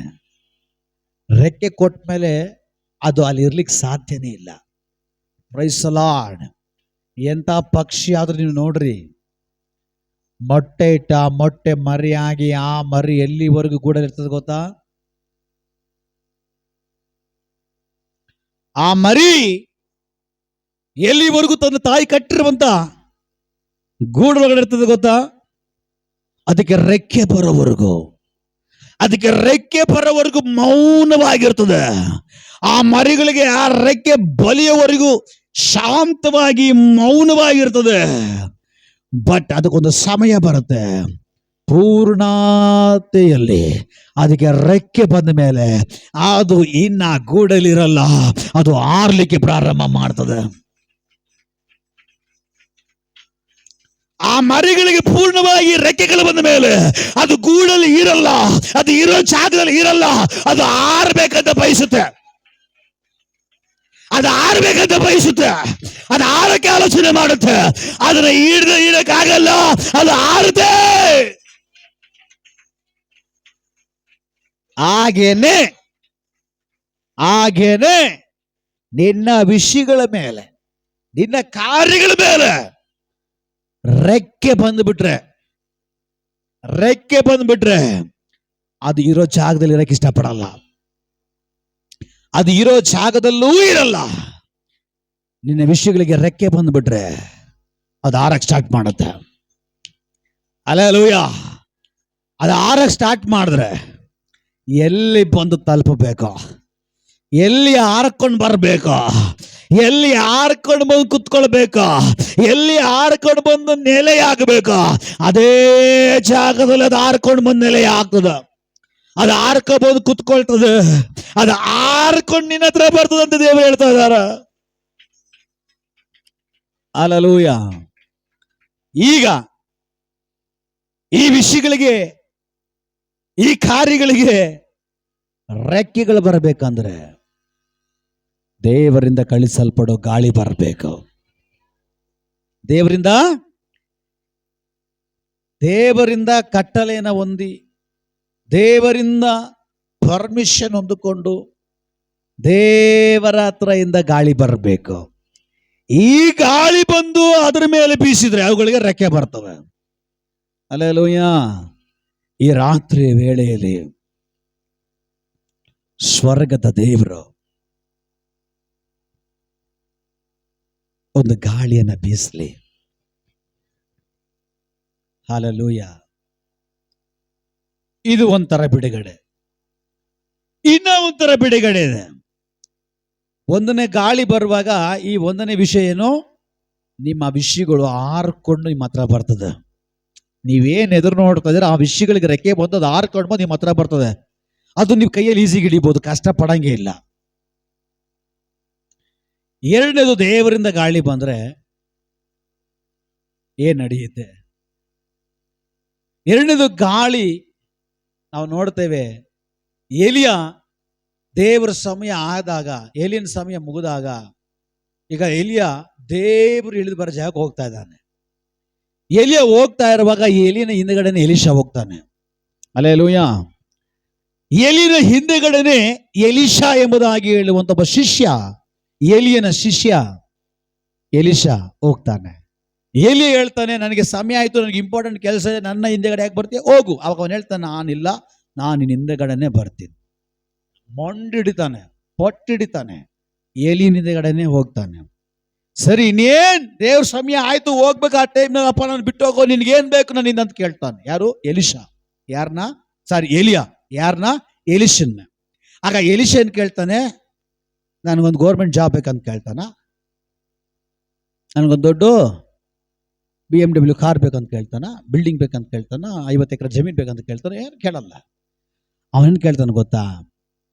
ನಿನ್ನ ಒಳಗಡಿದೆಯಲ್ಲ ಆ ಅಭಿಷೇಕ, ಆ ದೇವರಾತ್ಮನ ನಡೆಸುವಿಕೆ 2 ಪಟ್ಟು ಹೆಚ್ಚಾಗಿ ನನಗೆ ಬೇಕು. ಹಲ್ಲೆಲೂಯಾ. ಎಲಿಷ ಏನ್ ಕೇಳ್ತಾನೆ ಎಲಿನ ಹತ್ರ? ತನ್ನ ಗುರು ಆಗಿರುವಂತ ಎಲಿನ ಹತ್ರ ಶಿಷ್ಯನಾಗಿರುವಂತ ಎಲಿಷ ಏನ್ ಕೇಳ್ತಾನೆ? ನಿನ್ನಲ್ಲಿರುವಂತ ಅಭಿಷೇಕ ಇದೆಲ್ಲ 2 ಪಟ್ಟು ನನಗೆ ಹೆಚ್ಚಾಗಬೇಕು. ಸರಿ, ಇವನ್ ಬಿಡೋ ಮಾಟ ಕಾರಣ, ಒಂದು ಕೆಲಸ ಮಾಡು, ಜೋರ ಗಾಳಿ ಬರುತ್ತೆ, ಜೋರಾಗಿ ಗಾಳಿ ಬರುತ್ತೆ. ಆ ಗಾಳಿಯಲ್ಲಿ ನಾನು ಎತ್ತಲ್ಪಡ್ತೀನಿ, ಆ ಗಾಳಿಯಲ್ಲಿ ನಾನು ಎತ್ತಲ್ಪಡ್ತೀನಿ. ಆದ್ರೆ ನೀನೇನ್ ಮಾಡಬೇಕು? ಆ ಗಾಳಿಯನ್ನೇ ನೋಡ್ತಾ ಇರಬೇಕು. ನೀನು ಆ ಗಾಳಿಯನ್ನೇ ನೋಡ್ತಾ ಇದ್ರೆ ನಿನಗೆ 2ರಷ್ಟು ಅಭಿಷೇಕ ಸಿಗುತ್ತೆ. ಹಲ್ಲೆಲೂಯಾ. ಇವನು ಸವಾಲನ್ನ ಸ್ವೀಕಾರ ಮಾಡಿ ರೆಡಿಯಾಗಿ ಕೂತಿರ್ತಾನೆ. ಸರಿ, ರೆಡಿ ಅಂತ ಹೇಳಿ ಸಡ್ಡನ್ನ ಗಾಳಿ ಬರುತ್ತೆ. ಆ ಗಾಳಿಯಲ್ಲಿ ದೇವರಿಂದ ಕಳಿಸಲ್ಪಟ್ಟಿರುವಂತ ರಥ ಬಂದಿರ್ತದೆ. ಆ ಗಾಳಿಯಲ್ಲಿ ದೇವರಿಂದ ಕಳಿಸಲ್ಪಟ್ಟ ರಥ ಬಂದಿರ್ತದೆ. ಆ ರಥದಲ್ಲಿ ಎಲೆ ಹೋಗಿ ಕುತ್ಕೊಳ್ತಾನೆ. ಆ ರಥದಲ್ಲಿ ಎಲೆ ಹೋಗಿ ಕುತ್ಕೊಂಡು ಆ ಗಾಳಿಯಲ್ಲಿ ಎತ್ತಲ್ಪಡ್ತಾ ಇರುವಾಗಲೇ ಈ ಎಲಿಷ ಗಾಳಿಯನ್ನೇ ನೋಡ್ತಾ ಇರ್ತಾನೆ. ಆ ಗಾಳಿಯನ್ನೇ ನೋಡ್ತಾ ಇರುವಾಗ ಆ ಗಾಳಿ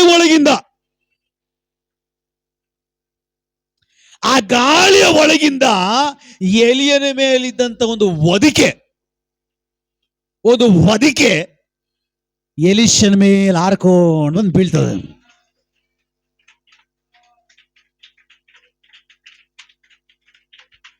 ನಾನು ಹೋಗಿ ನಿಮಗೆ ಹೇಳ್ಬಿಟ್ನಲ್ಲ, ಹೇಳಿದ್ರೆ ಇದ್ದಿದ್ರೆ ಒಳ್ಳೆದಾಗ್ಬಿಡ್ತಾ ಇತ್ತು.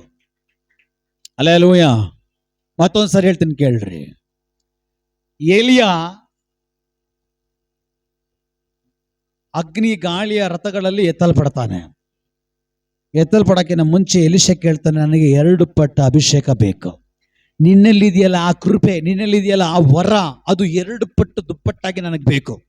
ಅಂತ ಎಲಿನ ಹತ್ರ ಕೇಳ್ತಾನೆ. ಅವಾಗ ಎಲಿ ಹೇಳ್ತಾನೆ, ನಾನು ಎತ್ತಲ್ಪಡುವಾಗ ಆ ಗಾಳಿಯಲ್ಲಿ ಎತ್ತಲ್ಪಡ್ತೀನಿ, ನೀನೇನು ಮಾಡಬೇಕು, ಆ ಗಾಳಿಯನ್ನೇ ಎತ್ತಲ್ಪಡ್ತಾ ಇರೋದನ್ನೇ ನೋಡಬೇಕು ಅಂತ ಹೇಳ್ತಾನೆ. ಇವನೇನು ಮಾಡ್ತಾನೆ, ಎಲಿಷಾ ಸರಿ ಆಯಿತು ಅಂತೇಳಿ ಒಪ್ಕೊಳ್ತಾನೆ. ಆ ಸಮಯದಲ್ಲಿ ಇನ್ನೇನು ಗಾಳಿ ಬಂತು, ಎತ್ತಲ್ಪಡ್ತಾ ಇದ್ದಾನೆ ಎಲಿಯ.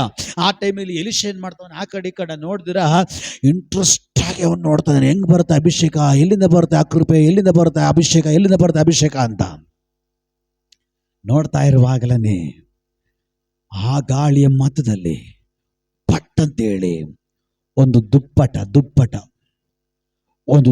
ಒಂದು ಹೊದಿಕೆ ಹಾಗೇ ಆ ಗಾಳಿಯಿಂದ ಹಾರ್ಕೊಂಡು ಆ ಗಾಳಿಯಿಂದ ಹಾರ್ಕೊಂಡು ಎಲಿಷನ ಮೇಲೆ ಬಂದ್ಬಿದ್ದ ಹಾಗೆ.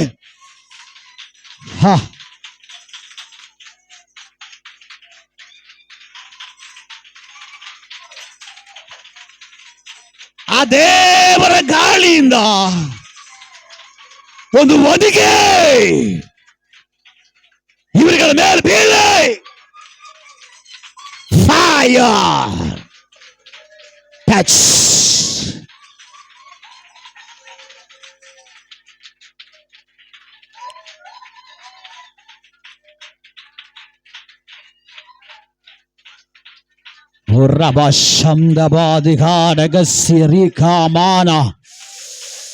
ದೇವರಿಂದ ಕಳಿಸಲ್ಪಡೋ ಗಾಳಿ ಇಲ್ಲಿ ಪ್ರಕಟವಾಗಲಿ.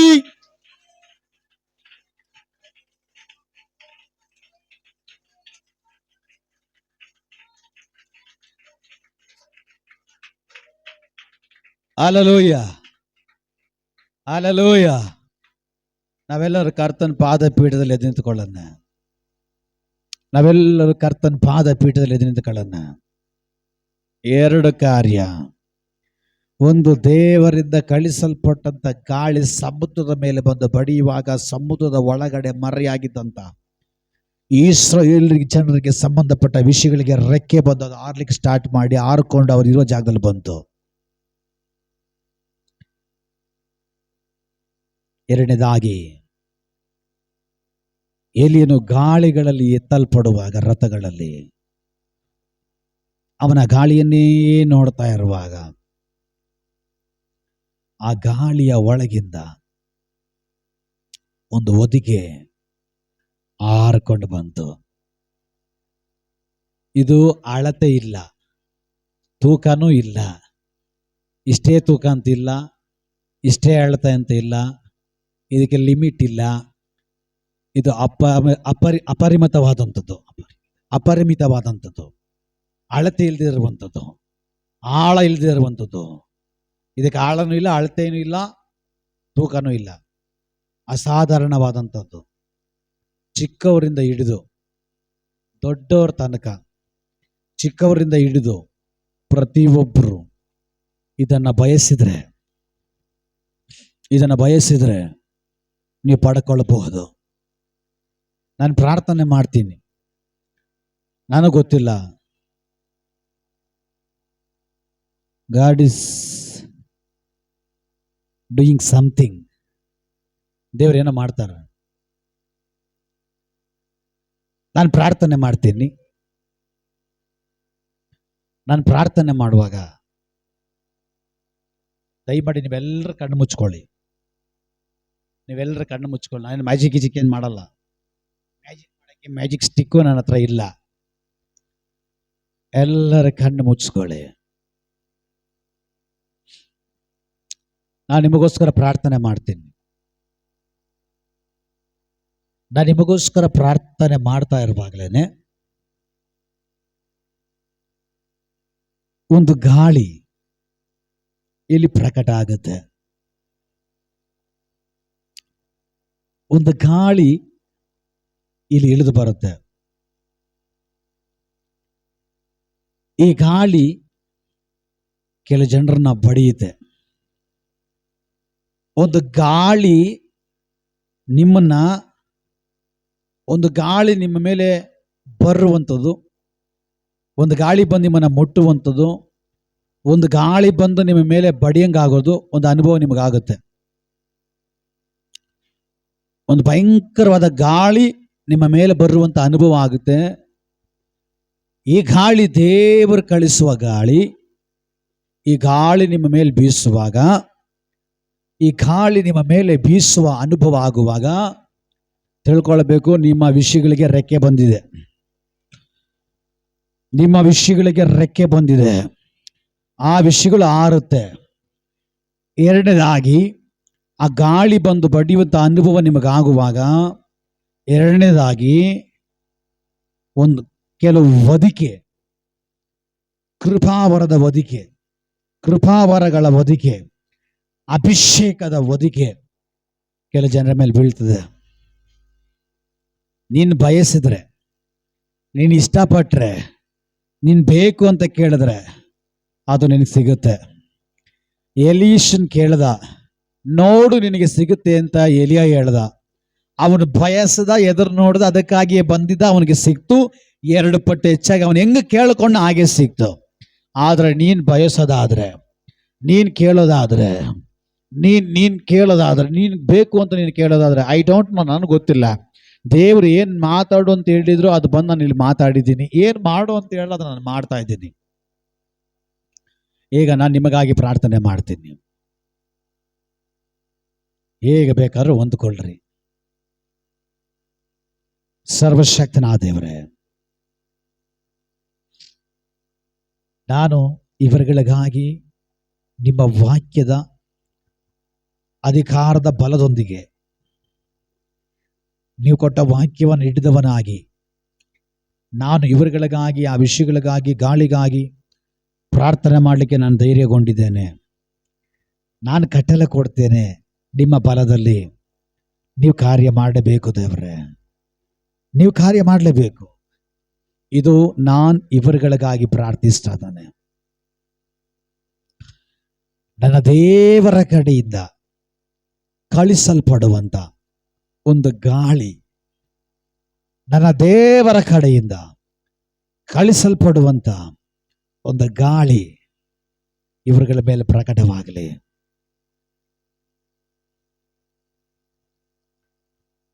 ಇವರುಗಳ ಮೇಲೆ ಪ್ರಕಟವಾಗಲಿ ದೇವರೇ. ಇವರುಗಳ ಮೇಲೆ ಸ್ವರ್ಗದ ಗಾಳಿ ಬಂದು ಬಡಿಲಿ.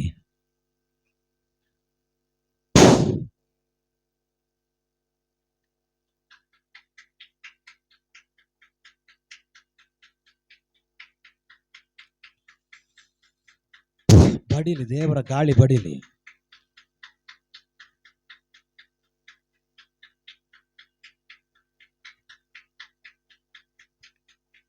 ದೇವರ ಗಾಳಿ ಬೀಸಲಿ. ಯಾರ ಮೇಲ್ ಬೀಸಬೇಕು ಅವ್ರಗಳ ಮೇಲೆ ಬೀಸಲಿ. ಯಾರಿಗಾಗಿ ಪ್ರಕಟವಾಗಬೇಕು ಅವ್ರಗಳಿಗಾಗಿ ಪ್ರಕಟವಾಗಲಿ.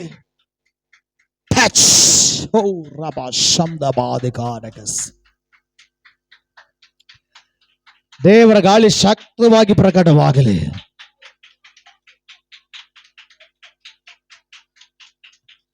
Jesus,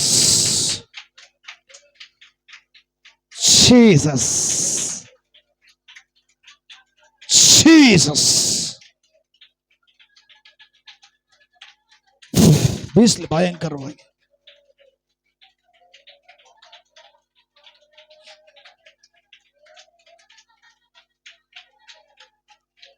ಠಾ ಠಾ ಠಾ ಠಾ ಠಾ ಠಾ ಠಾ.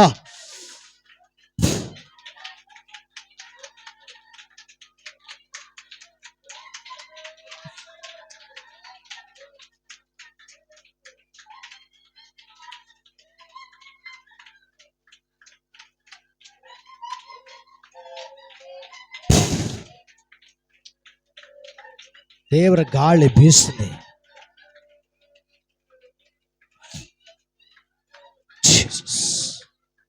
ದೇವರ ಗಾಳಿ ಬೀಸಲಿ. ದೇವರ ಗಾಳಿ ಬೀಸಲಿ. ದೇವರ ಗಾಳಿ ಬೀಸಬೇಕಾದವ್ರ ಮೇಲೆ ಬೀಸಲ್ಪಡಲಿ. Jesus, Jesus, Jesus, Jesus. ದೇವರ ಗಾಳಿ ಬೀಸಲಿ.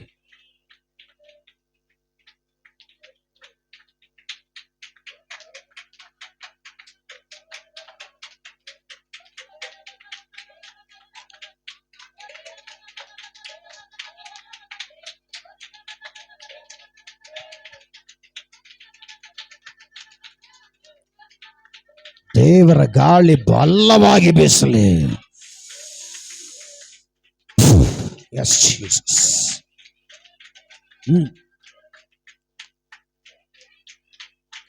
ಏನ್ ನಡಿಬೇಕು, ಏನ್ ಸಂಭವಿಸ್ಬೇಕು, ಏನ್ ಆಗ್ಬೇಕು ಅದು ನಟಲಿ.